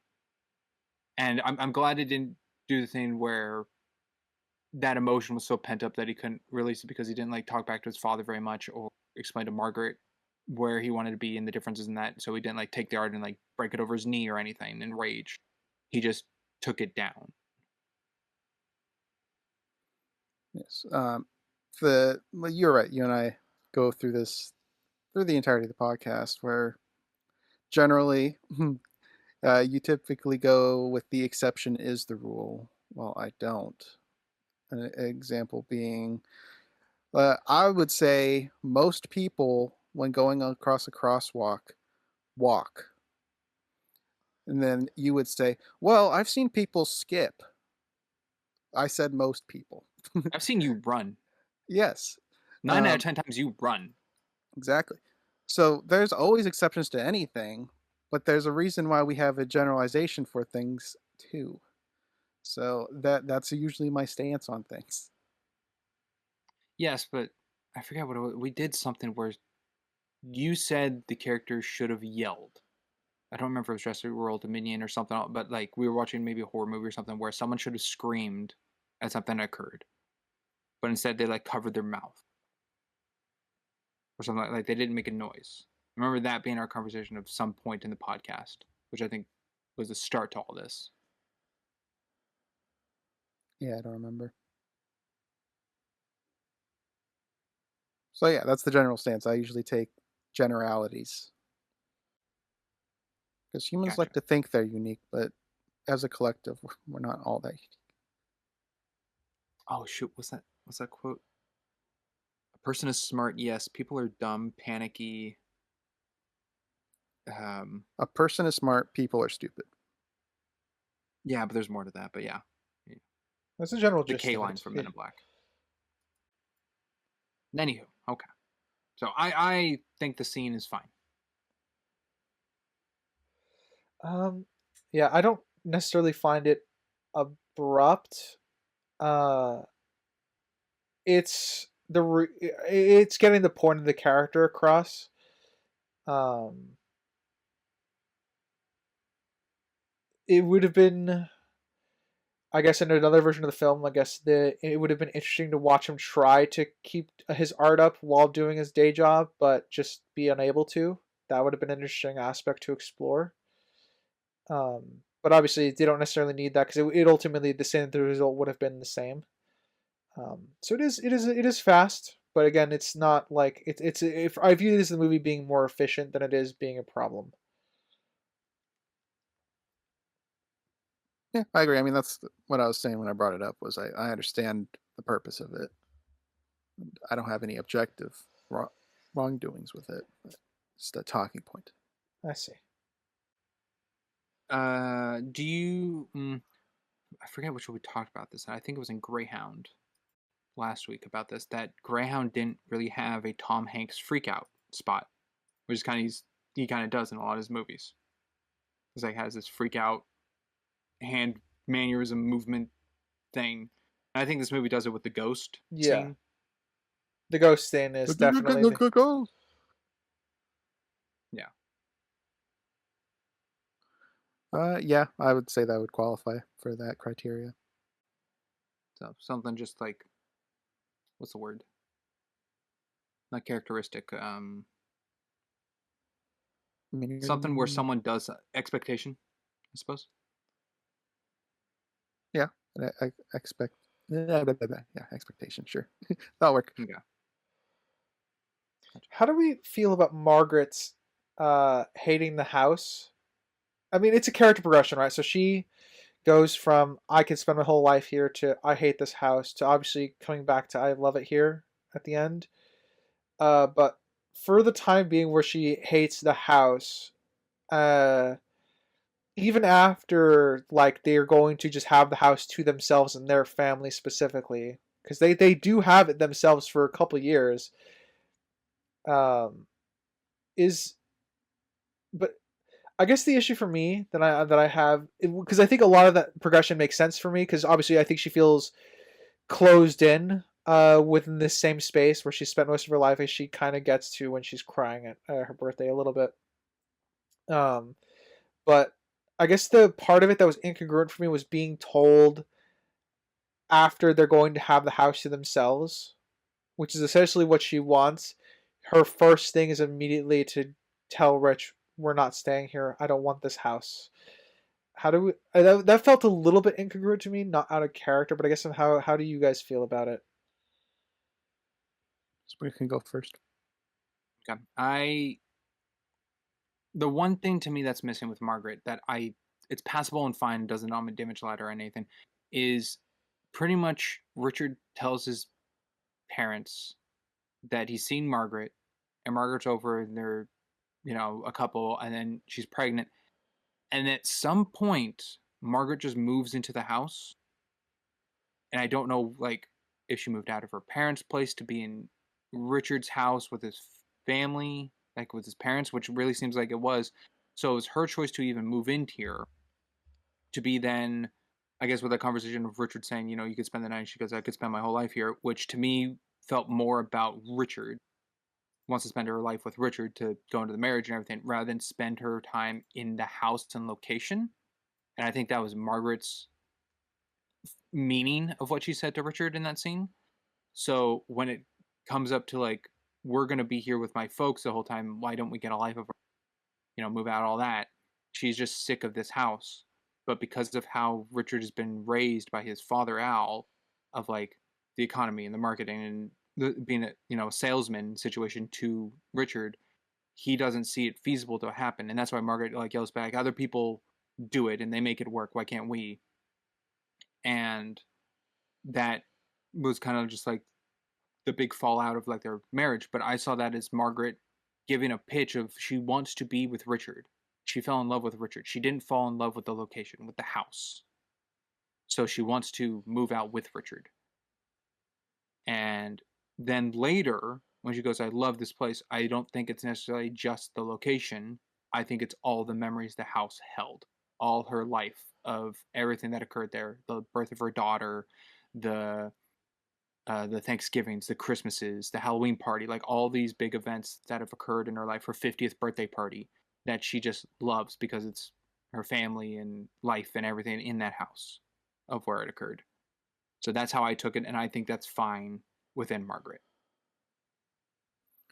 I'm glad you brought this up, Ryder, because it's something I was probably going to pose.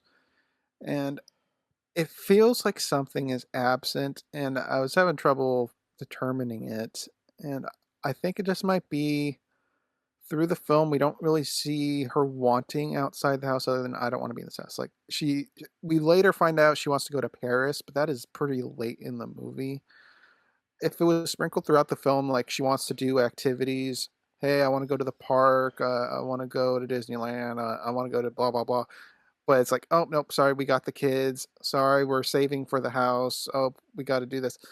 If she got shut down to do stuff, not just reasons not to buy a new house, I think it would make it better.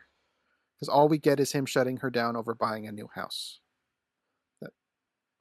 I think that's probably my feelings towards it. That's what's absent. Okay, that's very valid. Once again, we can pick the Pixar's greatest love story of all time. Where's the jar they keep having to break? Because something, keeps happening.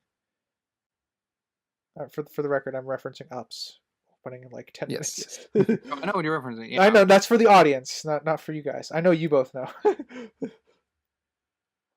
Okay. Yeah, I think something's missing there for me with far as Margaret's concerned, but I think in general I am in agreement with the. Yeah, I think something's missing, but it's not bad. It's just, uh, it's probably a character nitpick at worst for me, and that doesn't really register too much into the damage ladder as far as like I don't think it breaks her character or anything because I can infer reasonably that she feels trapped here, but I think it's something that they should have played more if they wanted it to feel a little bit more congruent with the rest of the story. Okay.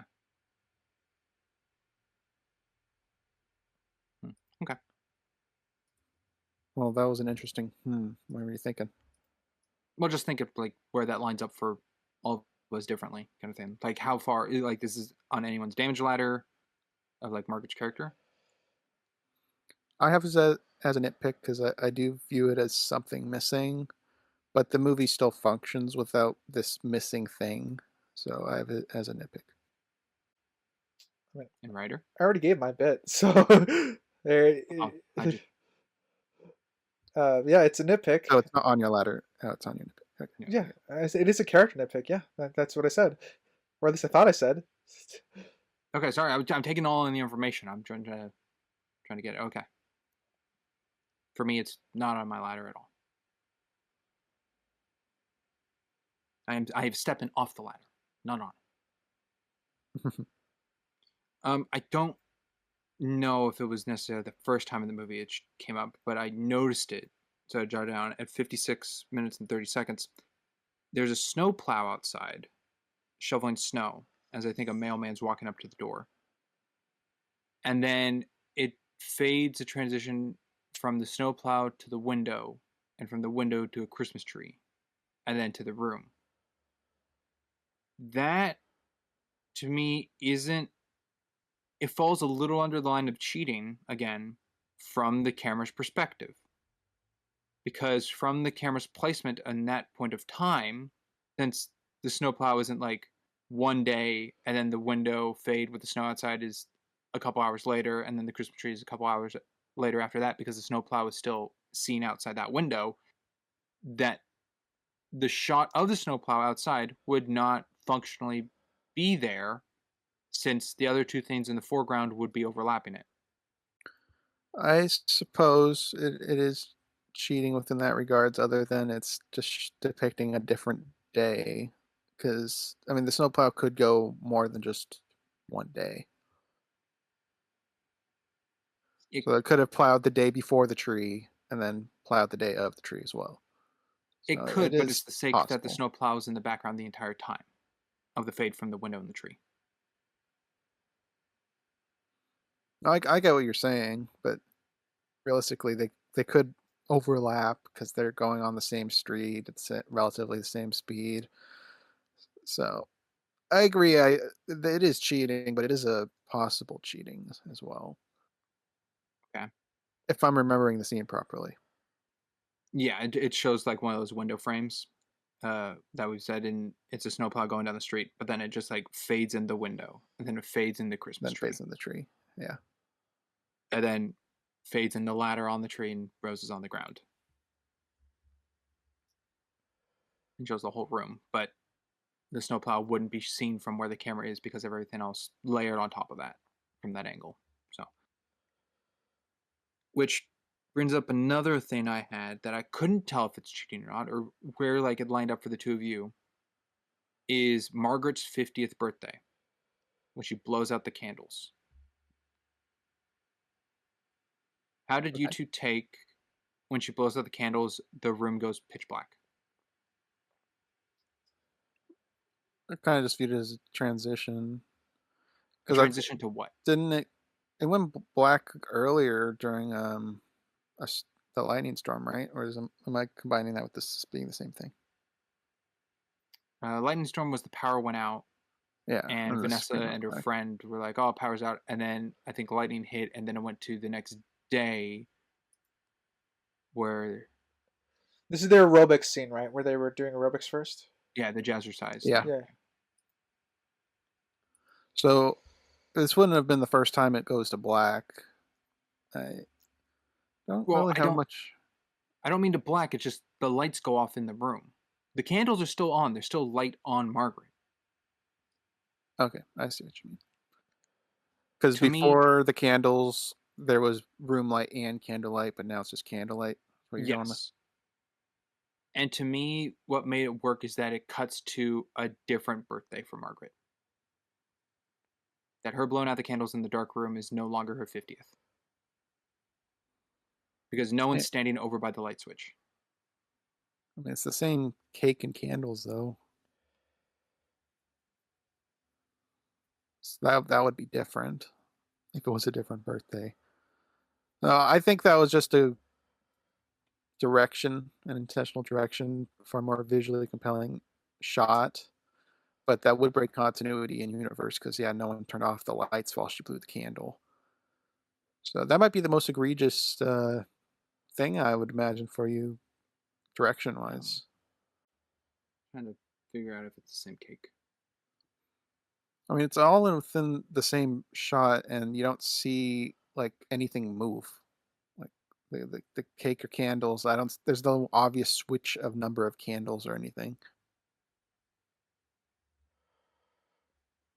So I think it's just a creative direction. They thought it would look more compelling of her sad and alone in the dark, blowing out her candles. Like she's mourning the life she wish she had.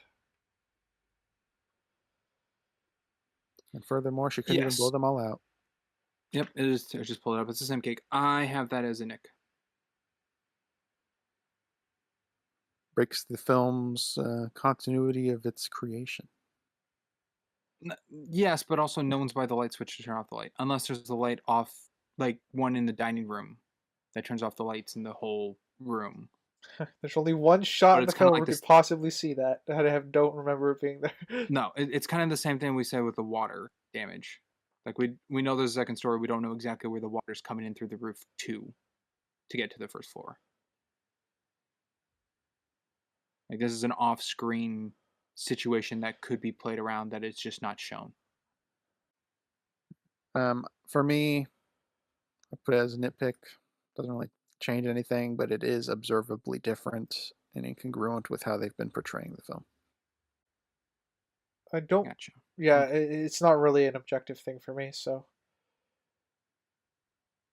it's more. It's more. It's a visual thing. Yeah. Writing can be done visually. I don't think that's what that is. How do you two think Al died? Longing. Old age in his sleep peacefully, maybe. It's kind of implied like after getting to Rose's picture, he died soon after. So he could have collapsed there, for all I know, too. He could have gotten back into bed with the picture frame and then died. Could have been either. It's. I imagine. He died peacefully. Otherwise, I think it would have been mentioned. Yeah, I mean the walker was there, so he probably just collapsed and died on the floor or something. Okay, so 2 different approaches. Okay. I don't see the film's purpose of keeping the walker there if it wasn't there when he died. That's a very Because valid he walks up retracting, with actually. he walks there with the walker. I'll see you soon, Rose. And then the next like I guess shot is of the walker still there as we have Richard in the background folding the bed. So, That's a very valid read. Actually, you've convinced me. I think that's probably what happened. and But Frank, since you posed the question, what's yours? The thing was, I didn't really have an answer. I don't think he passed away in his sleep for how standoffish Richard is putting the bed away. He doesn't seem to be at peace with himself over it. And the fade of Al off the walker and the walker's remaining.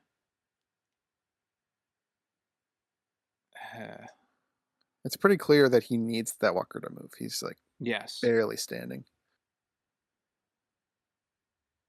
And he brings up earlier the dream he has of Rose drowning, and he tries to swim out to her and doesn't make it in time. Makes me think something in his old age is playing to that. Because he wakes up trying to get to Rose, which is a photo. But what if he wakes up thinking he's going to Rose and he falls or something? And Richard's standing over the bed, and it doesn't transition to Richard already folding up the bed. He's just staring and watching. Sure, he's taking in like this was his father's. He could have passed away in his sleep, and this is like his, thoughts of like where his father died. But I think there's more to it than just passing away in his sleep. Okay, so do you think he just collapsed there like I pitched? I don't or- think he collapsed right there on the spot. I think it could have been that said week. Something occurred to him. Maybe he tried to get out of bed and fell out of bed. And didn't use his walker. Maybe he got his walker and went outside to go find a river because he said sleeping by rivers are wonderful, and he has this dream of his now deceased wife in a river drowning. So maybe he Okay. went to go find a bucket of that water. last one would need to be mentioned because Yes, it need definitely more. I'm just thinking of like his thought process in his old age, what he's been saying and going with that we know of Al. But I don't think it was just calmly in his sleep. I mean, we don't get any information other than he died. The most I got from my assumption is that the walker's in the same spot. So that's why I'm going with that. I think he was seeing Rose in his dreams, woke up, went to her photo saying, I'll see you soon. And then he collapsed at some point and maybe got taken to the hospital and died there. Maybe died on the floor at the moment. Don't really know, but that is what I'm going to be going with. Okay. I did find it very touching that like the last words he says are the wallet watch keys, which is what he told Rose when he went to go for the interview. Yeah, it's a nice little, I guess, reference, nod, full circle, what have you. I found that touching. I can agree with that. All right, let's go to writer. Yeah, when we touched on it briefly. I really like the scene where Al gives up the drinking because he's talking to himself in the scene, but it's a lot that it's the sort of thing that you could buy that he would say to himself. to kind of talk him out of drinking alcohol, because he realizes now that he has to take care of his wife. He still has to take care of his family, and I think that's, it helps motivate the choice to go of drinking. It's one of the character bits that I think the film gets across really, really well. Yes. I think it's present because it's brought up a couple times in different instances, but I think this movie kind of has I don't know if theme is what I'm looking for here, but a connection to God in some way. I think Okay. definitely with the life and death stuff throughout the film, but there's a lot of like lines written in from multiple characters around God. Okay. Which I'm going with what that scene there, writer, where Al is asking, I don't have the actual quote, but he like is asking God for like a sign or strength, and then pauses and takes that to himself to put the alcohol away. Like that is the sign. Yeah, I mean Or that when they find the blue ribbon for Vanessa, she says, "Oh, God put it there, like a miracle." yeah. Like, there's a couple like lines like that throughout the movie, Yeah, it's definitely and I possible. Well, I mean, like faith gives you. I mean, typically a depiction of faith will give you something to draw some strength from. So Al being religious would give him the strength, help him give him strength to give up the alcohol. For me, that's within character, in either way.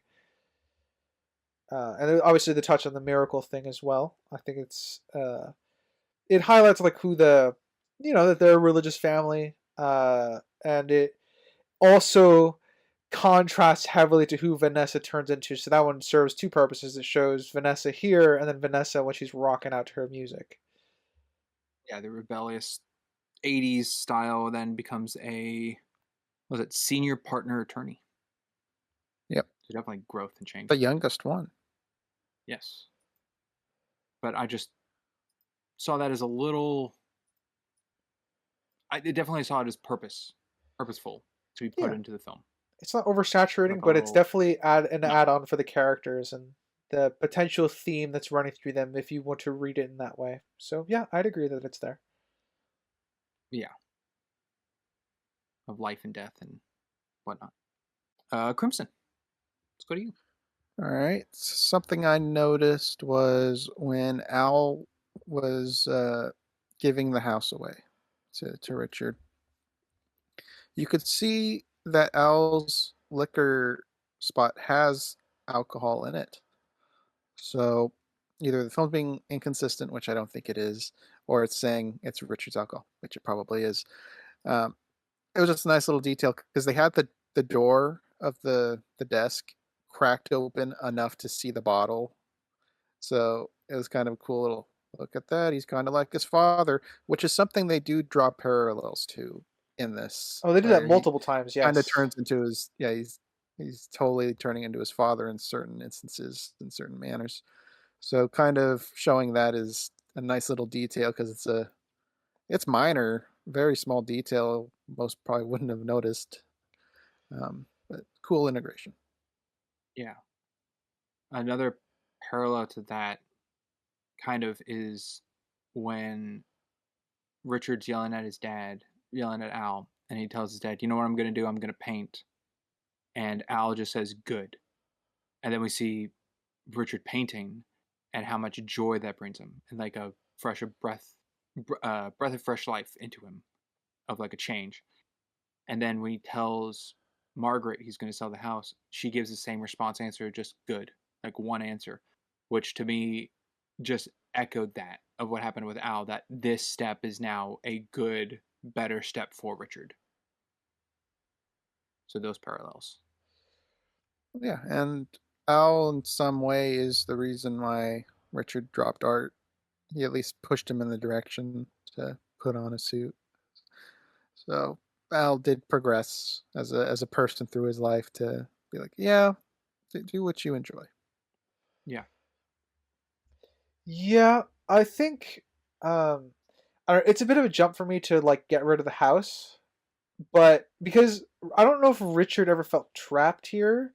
because the film frames it like he's making logistical excuses that why they need to stay here, but I never really read that as him being attached to the house. So Margaret's one line good. It makes sense for her.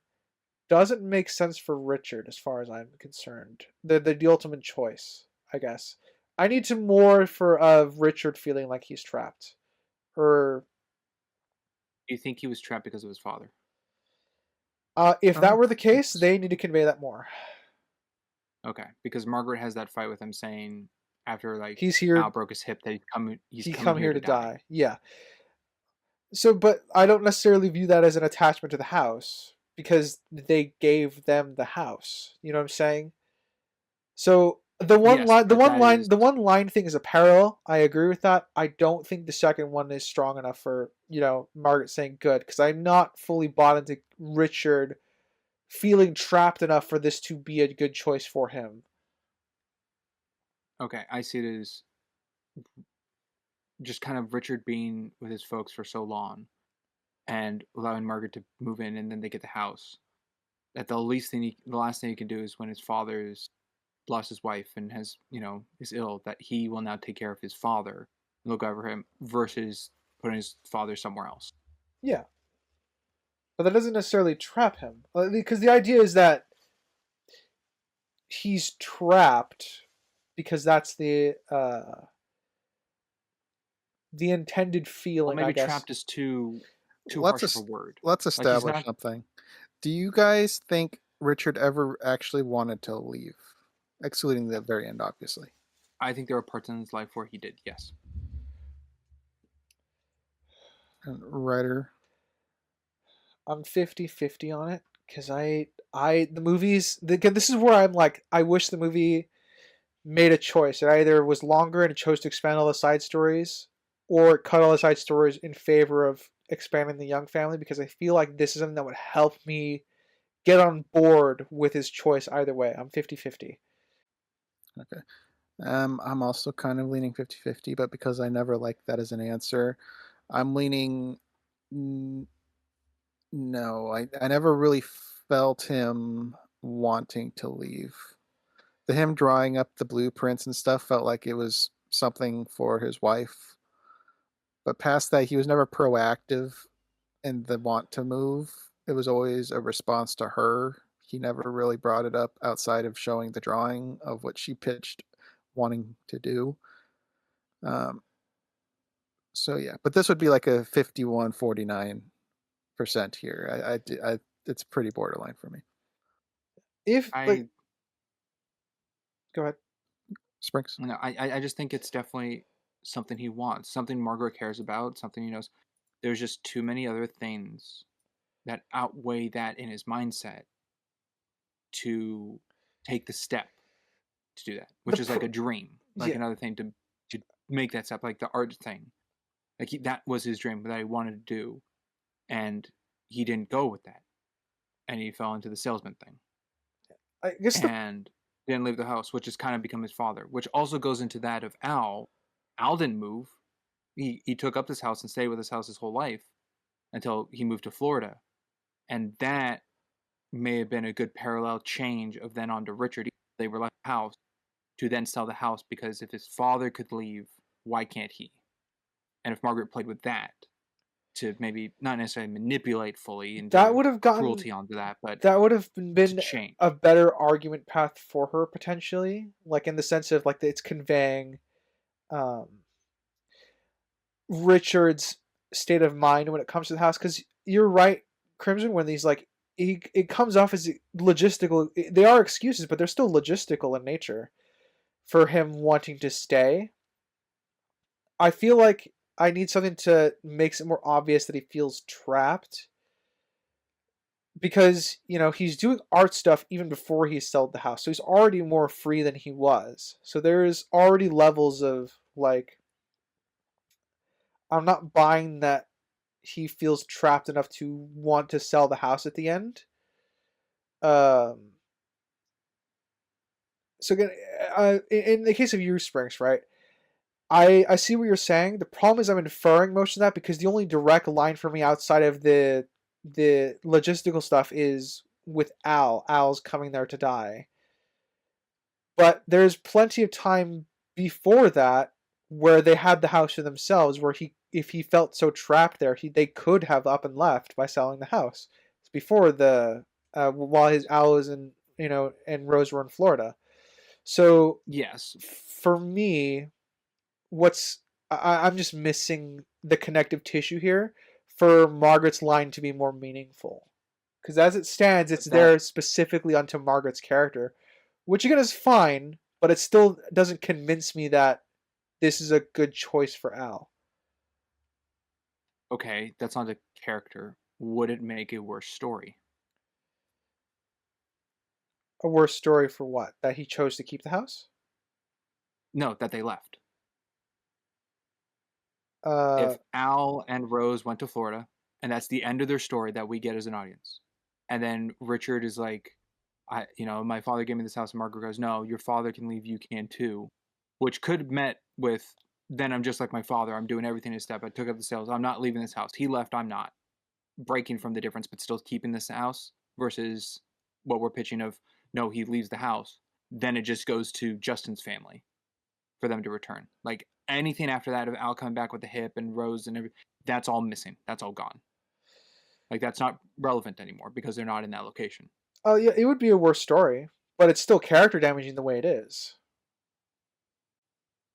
Yeah, we got the lesser of two evils. Yeah, right now it is the lesser of two evils. I'm not saying that it's the whole leaving suggestion thing, or that argument could have been. I'm just saying that's where the opportunity arose for them to do that if he felt trapped enough to want to get out, or as you say, for him to double down and want to stay. Absolutely, that could work too, because that would feed more into his apology later on to Margaret. So there is ample opportunity in that time frame to expand on his mindset towards the house in order to make you're selling the house good. That it makes that line more impactful at the end. I see. I don't think I'm as severely onto it as much as you are with Richard's character, but I do wish there was a little more when it's just Richard and Margaret while Al is in Florida, to lean into a little more of Richard either wanting to stay more of the house, which he inevitably does. There's no fight back with Margaret, or at least a scene of it. Yeah, it would also allow us. Yeah, it would also allow us to expand more on Margaret too, because Margaret kind of seems to forget for a while that she wants her own place during that time period, and not maybe because she has her own place, even though it's this house. So there's definitely I think that in that time frame there would be a good opportunity to explore both characters a little bit more. So, yeah, obviously it's more severe for me because it's character focused, and that's half my scale usually. Was it their 2-person Thanksgiving where she comes and sees all the artwork and then brings up to Richard, do you still have those like blueprints you made for Christmas? And he says they're in the attic. Yes. I believe that's when that happened. Okay. Except he said he didn't even know where they were. No, he just guessed that they're in the attic. But that, yeah, I think that is a nice little mint, or I don't know what they're called, like a nice little like start to an idea in a head to Richard on like wanting to leave, like to bring up the memory of you made a dream house idea to even pitch to her, and he wouldn't go through all that effort if he didn't have any faith or belief into it himself, because they were married at the time, so it'd be a joint effort. So he's making not only what she wants to see, but what he would agree to and be with as well as a house, which gives me a little inference that he too wants to leave. Not necessarily that could be on renovating the house they're already in, like the parents' house, to look like that dream house versus build it from the ground up. But that little thing of Margaret's thought, especially at this point in time where Margaret's memory is going a little hazy here, that she brings that up, I think is a good starting conversation to Richard of, yes, that idea of another house helps me want to leave. I can see the little nugget, and if they leaned more into that, I would actually welcome it. Of when he see, they have like a 10-year jump or something. They mentioned 10 years, and I can't tell if it's from their last meeting there, Thanksgiving, or not. But there's some jump to when they get back to the very end that 10 years is mentioned. And if they reference they actually did manage to build that house or something akin to that, I think that would actually be pretty good. Or him bringing Well, up, they're not I don't together, right? remember, but I'm glad you brought it up. I mean, It's hard to say. it's She hard to she needs tell. assistance Yeah, now, so it's don't know. yeah. But if that's the direction they'd want to go with the like, he could be like, I know you don't remember, but thank you so much for bringing up the plans. I'm glad we finally got to it. Uh, something. It's a little cheesy the way I posed it, but they could do Yeah. it better than that.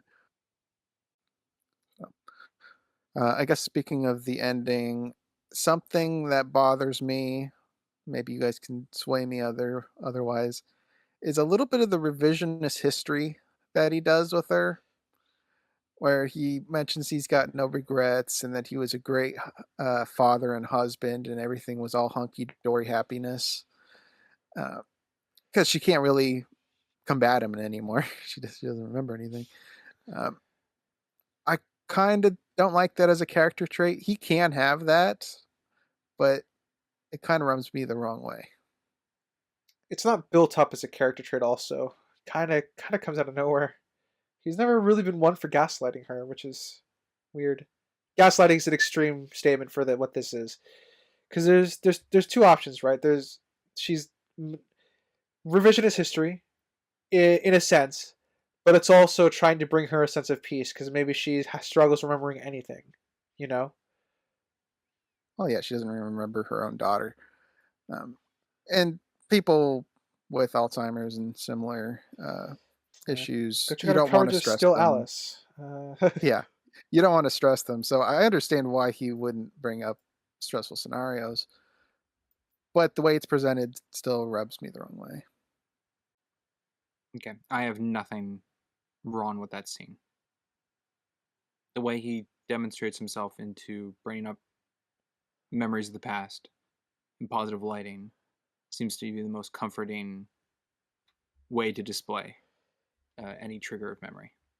Yeah, and it also No, could. him pointing out memories like, oh, and you gave birth here, and the ribbon, and I'm fine with him bringing up the memories, but the statements he just flat out says of, I was a great father and husband and have no regrets. That's not necessary. That's not the same thing as what you were just describing. When very clearly he had regrets, and I feel like this goes contrary to the apology that he did before this.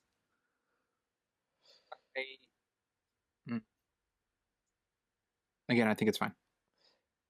There's the to kind of add a little bit more on to potentially Sprig's side here, Crimson. There's also the element of the grass is always greener on the other side. So like maybe they had all this trouble at the time, but now he kind of looks back on all that time fondly, and maybe he doesn't have any regrets anymore because he was happy there. He realized like he's able to. So there can be ways to justify what he's saying.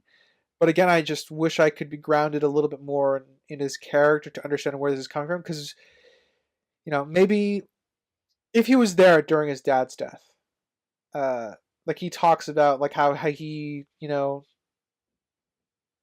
helped his dad get through that in the sense of like, he did a little bit of revisionist, quote unquote, revisionist history with his dad to bring him a level of comfort. That probably could help a little bit more in terms of removing your discomfort. But as it stands, there's a few inferences I can make that I think justify this. But the one line that I think that sticks out to you is the one that sticks out to me is like, I have no regrets.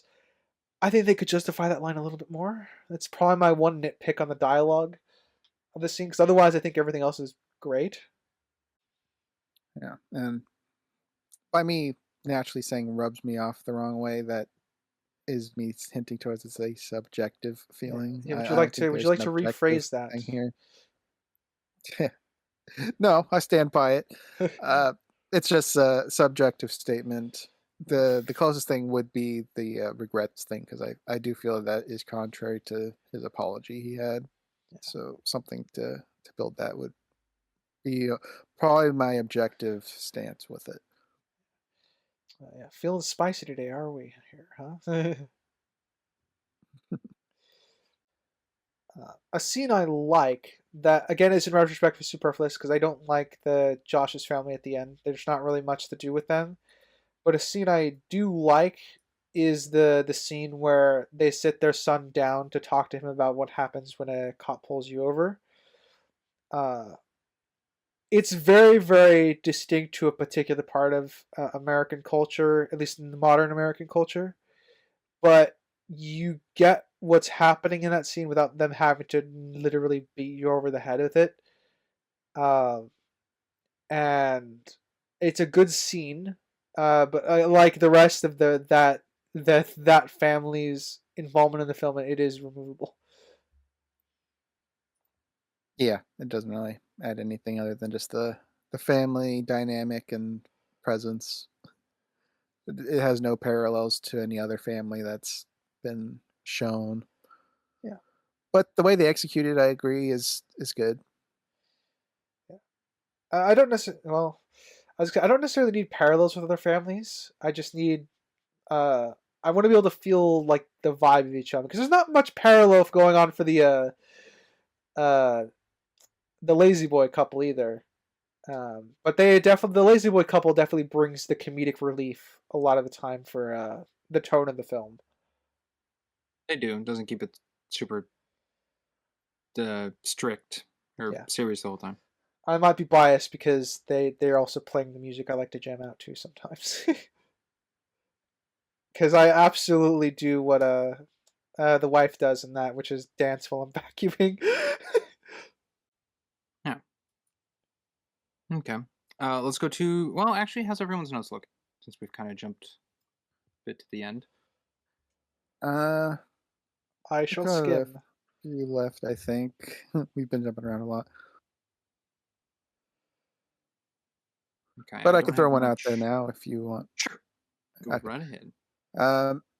This one could be a debated one. I'm going to post an image to the Discord, and I'm sure we'll be on socials. When we get the moving camera and it pans out, we get to see the layout of the room now. And I just don't think they got the space right. The corner where like the alcohol table is, I don't think is big enough when they do the pan of the house.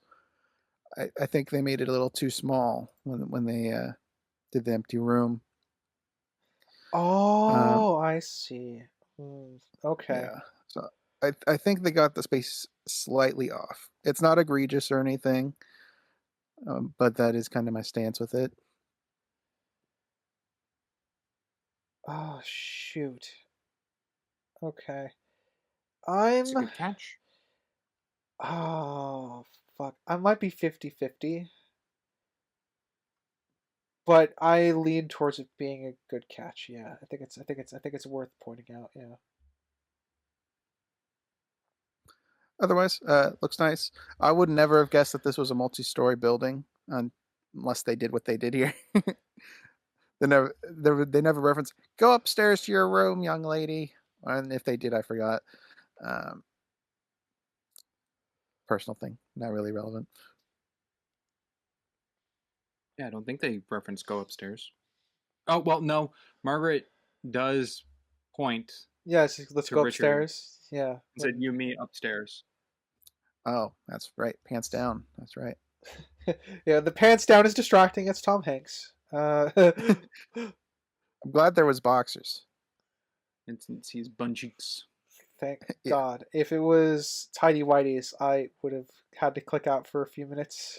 Just contemplate life. Couple minutes. Give it some safety distance there. Yeah. That's a joke. I will jump. Yeah.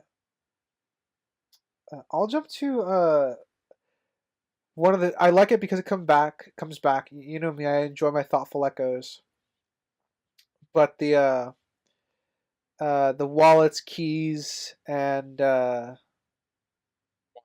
watch line comes back, and I really love that when with Rose and Al, and that comes back again later in the film, and also that leads into like him getting fired from his work. It's very rough, but I like the again, they do it really well. They sell the fact that these two really love each other. I appreciate that. I agree. I like it too. Yeah, it's not just that parallel, but you got Al who got let go, and then later Richard's talking about how he didn't get the promotion, kind of like how his father didn't get it because Bill took it, Yeah. and then that the company's downsizing and he's worried about it. Nothing comes of it. He doesn't get fired, but the film does set you up to be like, oh, his father got let go. Maybe he'll have the same problem. He's living his father's life, which is again, that's part of one of the messages of the film, I think, as well. Yeah. He and his dad are a lot of like. They drop hints of that with their interactions, that they're a lot of like before their lives start going and kicking into full gear to happen, if that makes sense. Mm-hmm. My least favorite. Oh, you're on something. What? Yeah, my least favorite scene is the life coach scene. Even though I think it comes across as comedic. It kind of feels like it's in the wrong movie. Yeah. I get why it's here, but I think there was a better way to convey this without having to really ramp up the goofiness of the life coach. I don't know if goofy is the right word, but he's cranked up to 11. Well, he's like the therapist in GTA 5. He's like a parody of a. Yeah. He's a step below. Is it Key who's in Santa, or is it Peel who's in? From Bad Santa. Yeah. That's Keegan-Michael Key. Okay, yeah. He's like a step down from that from me here, because it's again, he's not like super comedic or anything, but he is cranked to 11. Well, he's terrible at reading a room, which is kind of his job, is to read people. Because obviously, so that's kind of why it's a little heightened, at least for me, is because he's totally mishandling Richard. Yeah. So I don't know. Maybe he's just bad at his job. Maybe he has a thing with Margaret. Who knows? I did walk away with that. I was like, is she like, are they together? Is that the joke? Because the film doesn't really do anything with that, I kind of wrote that off as just one of my theories watching the film. Interesting. Both of you seem agreed with one another on this. I disagree. I do not think the life coach is cranked to 11. I think he's disrespectful to Richard. But I think this is his first time meeting Richard, and he's had multiple meetings with Margaret. Yeah, so he knows Margaret's point of view of the situation at hand and how she feels. So that's the side of the story he's going with. Yeah, it's implied that this is his first time meeting Richard, but he's still approaching the situation horribly for what his job is. Like, if he was introduced himself as a couples counselor, I think this scene would have landed a little bit better. Yes, but he's not a couples counselor. Yeah, he's not. He's a life coach. I think a couples counselor would have been better, honestly, than this scene. I don't know. I don't think so. That wouldn't have made Richard feel a 1v2 situation. That would have been the couples counselor trying to make both sides work together when the story wants them to be apart. Again, then that becomes the story is forcing a particular scenario that doesn't necessarily need to take place. Well, no, because I don't think Margaret wants to stay with Richard. Right, but I'm saying that conclusion could still be. She could still arrive at that conclusion through a couples counselor. But then that would be her wanting a couples counselor. Yeah. Unless you want to change it to Richard got the couples counseling. But then Richard wouldn't be mad at it. It would be his idea to try to make it better. Yeah. It Which could have would been. change the whole thing of then Margaret maybe being too emotional and walking out. It could have been. I mean, see, the thing with this scene, right, is the life coach is here for only one thing. I think it would have been better if Margaret came to this conclusion after therapist, and then it's just her and Richard having this conversation. I think that would function better than what we have here, and it would be more meaningful. And don't get me wrong, I'm not shitting on the actors in this scene. I think Margaret in the background, or Robin, what's her name? Robin Wright. Robin Wright. Like, she's sitting there awkwardly and nervous in between them in the shot. I think it works really, really well. But in terms of, I guess, it's less character rich having the life coach here. Because mostly it's just him talking and talking until Richard finally asks who he is and what he's doing here. So that there's a few things that flow awkwardly for me with the scene. Like, it's not that it's not functional.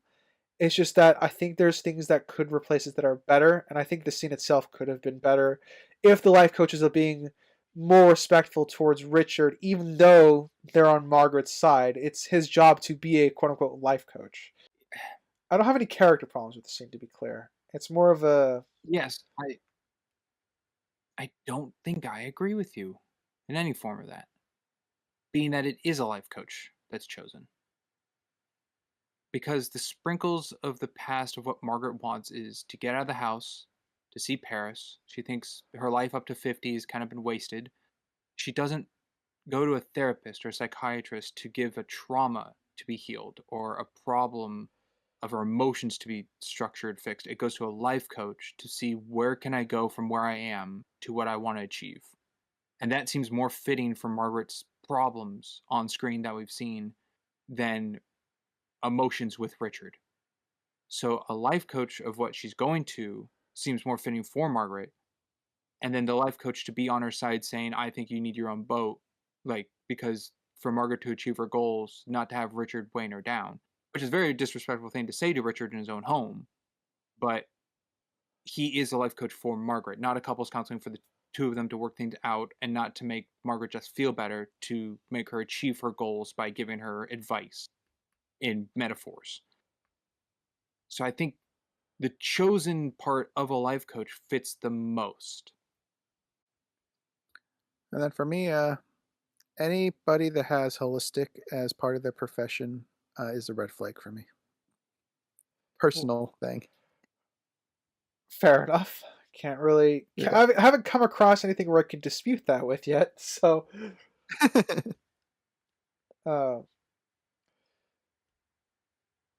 Okay, yeah. Agree to disagree then, Sprix. And that's totally fine.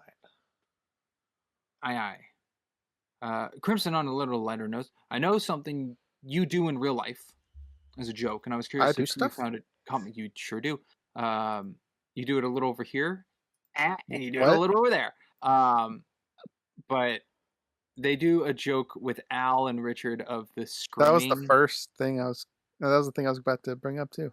Continue. Yeah, of the what joke. Now, you take credit of doing this from a different film in a slightly different way. But I was curious how you liked that humor there. In the That was probably the funniest thing in the movie for me. Not that this is filled with a bunch of humor. I mean, it's there, but it's not a comedy, I would say. But it was the funniest thing to me because it is something I will, when I get old, if I get old, that is something I will 100% keep up. As you say, I do stuff akin to that now. Take it from grumpy old men. Yeah. So, yeah, right up my lane. I will use it if I get to that point. As an old person excuse, not just me using it. I mean, you do it now, and you're Yeah, not an old but person. it's not contextualized. When I'm an old person, it'll be believable. Right now, it's not all that believable. It's a reference. Okay, I admit I'm a little lost. What does Crimson do that makes him an old person? I don't think I've done it all that much with you, Ryder, but it's Okay. usually in person with Sprinks and Sinister that I do. What? Huh? Oh, Say it again? okay. Stuff Like like that. I see. Okay, okay, that makes sense. Comparing to Al messing with the, With Richard. yeah, okay. Man, that almost made me tear up because that's what my grandfather did on his last legs, so to speak. Oh, to fuck with me. So that one, a that one, funny that guy then. he's man, yes, hit me right in the feels, that scene. That's nice. Yeah. We brought up the cheating dresser mirror bit at the dining room table. I do like the transition of Richard coming from that dining room table, walking across the room, and him walking is cutting away all those mirrors, or Yeah, all the window frames. yeah, I I like the way that's, again, aside from the cheating aspect, right? I do like the scene because they're arguing about Al, and Al's sitting there watching TV, and yeah, it's cool. I like it because it's showing the relevance of what their conversation is. Yeah, I like it. And since we're back to the mirror, and it was something I forgot to mention the first time we talked about the mirror, is the detail that it was in the back window outside when the family was moving in initially. You could see them carry it out of the vehicle. Oh, So the even though Hmm? The Mayflower Mayflower towing truck, moving company. Yeah, truck. yeah, Yeah, on the main truck. Yeah, you see it getting pulled out of there, and then seemingly is useless, but then it comes back as a cheating tool. So it was kind of a cool. Like I Cool mentioned setup. in the beginning, the background is relevant quite a lot of the time. Yeah. I guess I'll ask again since you perused everyone's notes. Looking, maybe one more each. sure. I'll You got one do. more each. Yeah, I could probably find one. Let me skim again. Yeah, yeah, I can do another one. All right, I'll do one more of what do I have? Last one here. I really like the end bit before Richard and Margaret walk in before their little talk in the folding chairs of just the montage of all the memories throughout the house of like the Christmas and the Halloween and the Thanksgiving and the birthdays and like everything in that one shot, just going from all the frames overlapping. Yeah, everything the room is seen with no people present. It's Yeah. just the rooms. That was a nice little addition there. A lot happened in the past 100 years in that house. It's very Yeah. true. I will jump to. There's a. I didn't really talk about Richard's phone calls, but Richard's phone calls in this are pretty great. The first one where he, I think he's talking to his son, where he's like, "I think she's going to leave me," or he's talking to his brother, with referring to Margaret. Yes, on the phone. Yeah.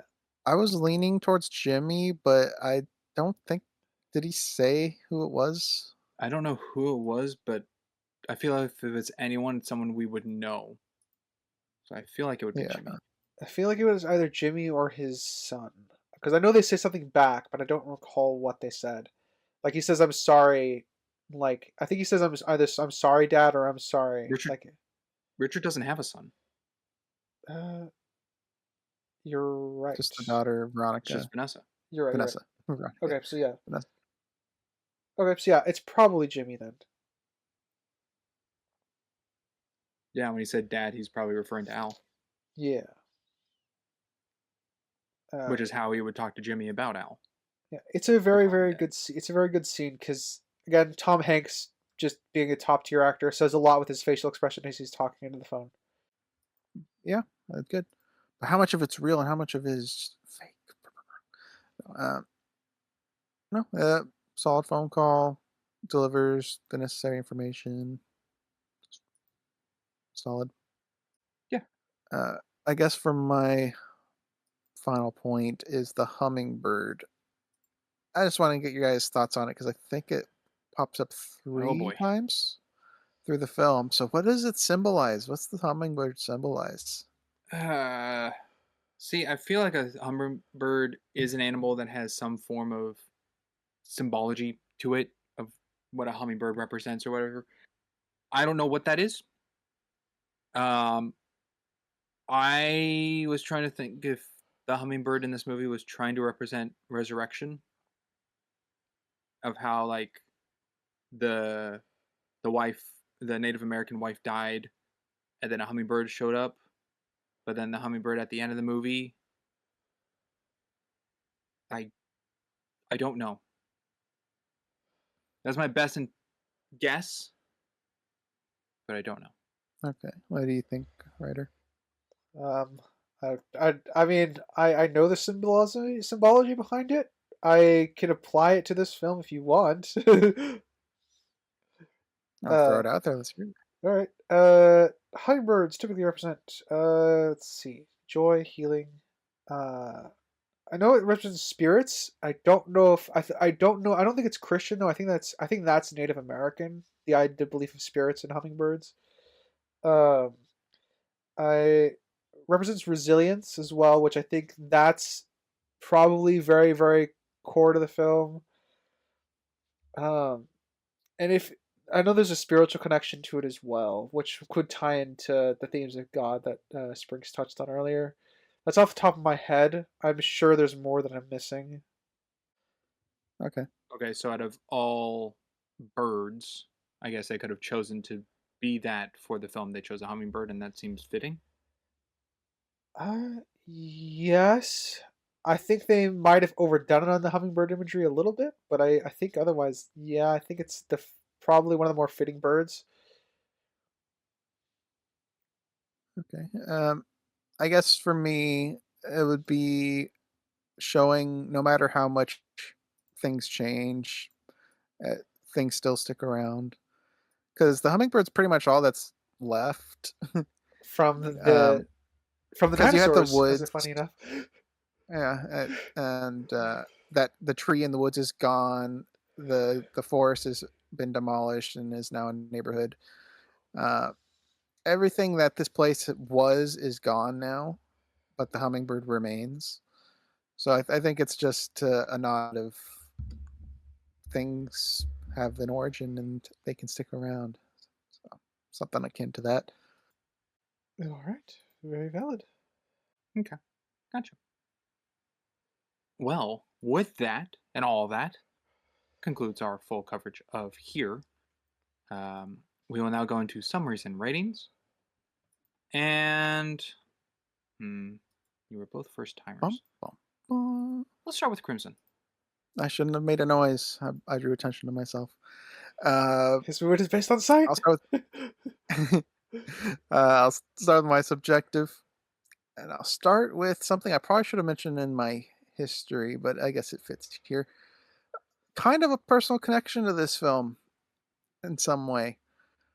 I years and years ago, it's probably like 10 years ago, I had an idea of a movie where the entire movie is based off the point of view of a rock, where everything around this rock changes, but the rock stays, and it comes out of a volcano, lands somewhere, and then just life around it moves.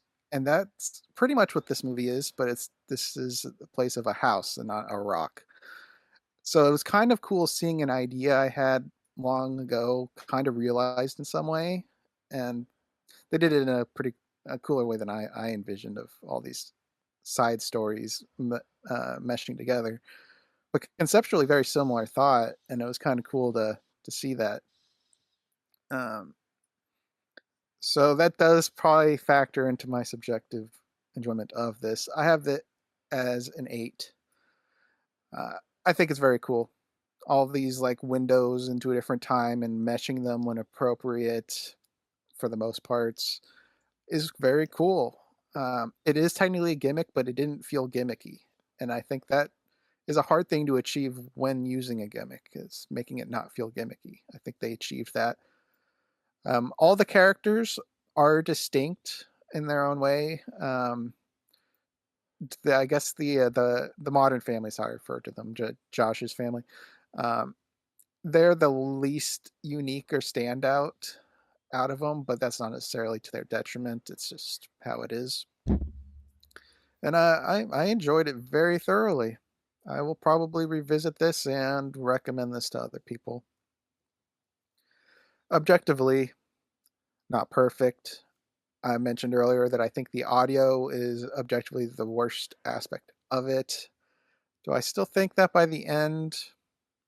I don't think it's the worst. I think underutilizing the other stories is probably the worst aspect, but the audio I do think is bad. Intentional or not, I think the implementation doesn't fit. The connection of all the other stories that are going on from this location, we talked very thoroughly. I don't need to dive too deep into it, but they are pretty shallow in a general sense, most of them. Some of them tie in better than others. Lazy Boy has zero connection to anything other than it's people that lived in this house. They don't really draw any parallels like they did with the Native American family, or slightly with um, what was it, Paul, the pilot, whatever, the John, not Paul, John and Pauline. John and Pauline. That's where I got the Pauline. Their connection is them moving into a new home, kind of like how Al bought a new home. So they had some connections to the young family. Lazy Boy had nothing, and Josh family is kind of the next step of what's happening in the movie. So it's kind of good to have that going. That even though the young family story ends, this house still has something going on. So it has a place. Character-wise, with I guess the Youngs is what I'll go with. They're all pretty consistent with themselves. I think Margaret could use a little work on her wanting to leave the house other than just saying, I want to move, I want to move. I feel like she needs to have more opportunities of getting restrained from just leaving the house in general, of, like I mentioned, going to a park or going on a vacation and getting shut down. It's kind of just, I want to move, I want to move, I want to move, and that's it. Al and the parallels between him and Richard. Sorry. I think they did a very good job of all the small details and the big ones of the parallels between them, and Al's growth as a person, and the whole alcohol stuff and getting over Rose and his place in the household, and then Richard having similar problems, but his marriage didn't hold out like Al's did. I think it's in large pretty good. The camera work, holy moly, it's on a different level. It needs to be studied at colleges. It's revolutionary. Can you imagine if a film teacher put this on to study for cinematography work? I might walk out of the class That feeling would I be wasted awesome. money. That'd be a joke. That'd be a funny joke. If it's college class, Yeah, I feel like I would have wasted money. I would literally walk outside of the class. I'm not going to waste my time. I saw somewhere, isn't like on average a day of school for college is like $200 a lesson or something like that. That certainly would feel like a waste. certainly that way in the U.S. Yeah. Yeah. Anyways, cinematography I guess is good. It really makes the movie that it all takes place within one shot, essentially. Though, Ryder, when you do yours, I'd like to hear your thoughts more on it shifting to moving to them, because you brought that up at the beginning of the podcast and never really went back to it. That's true. Yeah. Okay. So keep that in mind. And then the like I said, the sound effects I don't think were, or the sound for the people weren't good, but the sound effects of the place was pretty solid, and like and everything that was happening within the room and whatnot, the TVs, the radios, all that stuff. And I think the lighting was solid. I have nothing to complain with that, though I rarely do. The visual effects have their strengths and weaknesses. Falling babies and falling men are part of the weaknesses of the visual effects, but the de-aging is pretty great, I would say. Dinosaurs. And dinosaurs. Well, dinosaurs look good. I wouldn't say they look great. They look good. I A understood little they were bit of dinosaurs. they did look like dinosaurs. The squirrel that was on the tree didn't look too great. Deer looked okay.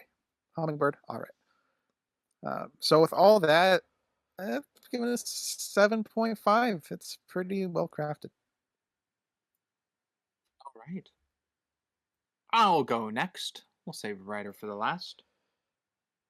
I am going to start with my subjective. I think this movie is quite entertaining. I think it's very fascinating to watch. I've never seen a movie like this. And I think that's what really holds my interest in it. That it just feels so different and still works. It's not like an experiment. It is an experimental kind of film in that vein, that there's nothing really beforehand that I've seen that kind of goes with this algorithm of formula it has. But it doesn't feel like that's the one gimmick, and like everything around it is tailored around, like, just kind of like or the vice versa, where the gimmick is one thing but it doesn't hold any weight to the actual story at hand, which I feel would have happened if this movie was just focused on the Young family and didn't have the intertwining families of, or all the time periods without them. Then I feel like it would have been a movie of just that family and not the location, which meant the gimmick of the camera in one corner was that of a gimmick. So I am glad they didn't go with that. I do wish there was a little more integration of the other characters from all the other stories, connecting more overlap between one another. So the location actually, like, um, the location of where everything is taking place in here is interacting with everyone else in the veins, not just the people of what they're doing, but the location. Like, if John crashes plane, and then they brought up in like a history paper, like Vanessa's like, "Oh yeah, I talked about the guy who died and the plane crashed, down the block from blah blah blah." It's like, then it's like a incorporated into it kind of situation. I think that could have worked, or just more of that could have happened with the Lazy Boy guy, a little more, or Josh's family, if they had anything to do to talk about the Young family, or they found something they didn't take with them, they moved or something like that. That I wish would a little bit better, a little bit better. Um, the one thing that's really whacking down my subjective, why it's not like an 8.5 or higher, is I can't get my head. They're both. It's good casting. Tom Hanks does good acting in this. Paul Bettany does good acting in this. I can't wrap my head around that Paul Bettany is Tom Hanks's dad. It's just so jarring to me to see that play out, especially during like the middle of the movie where Tom Hanks is the young de-aged Tom Hanks and Paul Bettany looks like Paul Bettany. That's, I don't know, something about that just feels very off to me. And I Casting a think younger person as an older person's father. something like that. I think they only have like 14 years or something difference age wise or something. Now it's happened before multiple times, like Last Crusade. I think Sean Connery and Harrison Ford were only a couple years apart or something. And I think in Chitty Chitty Bang Bang, I can never pronounce his first name right. Dick Van Dyke and his dad in that movie, I think Dick Van Dyke was older than his dad in that film. But stuff like that happens. So it just was off anyway. Anyway, my subjective, since I really did like it, is actually matching Crimson's at an 8. Pretty good. My objective, when I finished this film the other day, I wrote down a number. And then I gave it some time. I looked over my notes. I thought I let it more sink into me, all the things in the film, and I changed my number before we started recording today. As of right now, that number has not changed, but it did slightly change. So I think the acting is overall very good. I think everyone does a really good job in what they do, from the Native Americans to the John and Pauline, the Bleakmans, the Lazy Boy people, Josh and his family, even for the little bit they have, and that they do fine. All the Young, I think, do fine. Even like the different ages, like Young, the children, I think, do what the children are supposed to do. I think that's just fine acting, like they did it. They don't steal the spotlight or anything. And then the Jimmy having a scene going to the Navy works fine. I think Elizabeth would have been nice to have a little more of her, but what she has, fine. Rose is great. Tom Hanks is great as Richard. Robin Wright, Paul Bettany. I think they all do great jobs. The writing, I think, could be a little stronger in the overlap and incorporation of everything. I'm totally fine with the fictitious pulls of historical events to overlap that everything happened in this location. I am fine passing that to make it a little more interesting that all these things occurred in this spot and how they affect everything else. But I do wish it was a little more overlap of people to people. I think written non-linearly is very interesting to jump between people, so the ones you're interested in are like irrelevant after 20 minutes. Like if John and Pauline had their whole story in the first 20 minutes and then you continue at the end of the movie, you're like, oh yeah, John and Pauline, they're in this movie. But incorporating like aspects of their life, making parallels to other things, like Ted passing from laughing and falling over, then I think goes into John's funeral scene, or Pauline and the daughter leaving after John's funeral, something like that, where it's like just the parallels of what have occurred with life and death. I think that's very cool.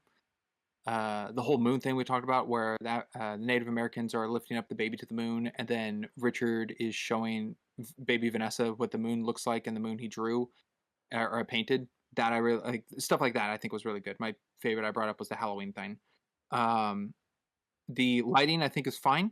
Natural and artificial of the lights inside the house and the lights outside. The CGI work, there's some stuff that I just question the volume. It's definitely the forest stuff with the Native Americans because everything's like in depth of field of the look, and there's no like blur effect, and that just looks very off and a little cartoony. Everything else I think is fine and passable. I don't care for the cheating stuff of like how do we get around the camera work, but it's kind of measured out with the transition that like goes over it. So it's like a scale, like, ooh, that's kind of bad to me in taste, but then it's like outweighed by the good. So the cinematography is funny to bring up. The shot looks good. Everything in shot looks good for the framing. Maybe that goes into the choreography. It's like, okay, Paul Bettany, you're going to stand here when delivering this line, and Tom, you're going to be in this corner. So this is how it lines up in that frame. And that, I think, choreography wise for this, fairly well, where people are sitting, where they're standing for delivering lines, all that. The ADR work of the shot composition. Thank you. Yes. The ADR work of the lines, I do go hand in hand with kind of the depth thing. It is prominent, but it doesn't sound breaking. The only one that is like really weird and off-putting is the young Richard, who sounds like Tom Hanks out of young Richard's mouth. That's the really weird one to me, but it's not like breaking. I like all the characters pretty much. Josh's family is whatever, but I don't hate them. Native Americans like them, don't hate them. I think the Lazy Boy couple, the Bleakmans, are probably my favorite couple. They just seem so whimsy and fun and lovey-dovey to one another. And what am I missing? Robert Zemeckis taking up this story to direct definitely seems up his wheelhouse of doing something like this. Something grand with something so small, which seems to be something you can achieve. And end of the day, what I have written down is an 8.5. I definitely think there's things that definitely could have been stronger aspects of this movie if they worked with it. But for the finished product, I think is very well made. So was it at a 9 before? It was at a 9 before. I dropped it by 0.5. And follow-up question, did you cry in the movie or was it just the trailer? I cried in the trailer. I cried the first time I watched the movie, and I did shed tears. Not as much as the first time I watched it, but I did essentially cry this watch for the podcast. May I ask for what? I cry when Margaret says she remembers the ribbon and the camera starts moving. And she's talking about remembering a memory from the house. Also, the camera moving at the end, Yes, I do consider that cheating because that's the whole shtick of this movie is the camera doesn't move. But I am fine with it because the camera keeps the location within its frame the entire time it's moving. The location from here does not come out of frame. Oh, alrighty. I'll start with my objective. So I'll start with the ending camera bit since that's where Spring's ended off, and I was also reminded to talk about it. It's if the location is the character, it's a nitpick for me. It doesn't really by itself change the number I already have for this film, but it's worth noting that while it does keep the location in frame, it because it revolves around Margaret and uh, Richard, it it highlights the fact that they were the focal point of the story for a large portion of it. So it's drawing attention to the fact that they were on equal footing with the location almost. Um, so it is a nitpick, but it doesn't really. It's not large enough to really register on the number scale for me. Nitpicks have to kind of pile up for that. Um, but it is worth noting. All right. So world building. I take only issue. I'm fine with all these fictitious things being run through this singular location. I take only issue with the dinosaur thing, which again is a nitpick, because this is supposed to be set in our world.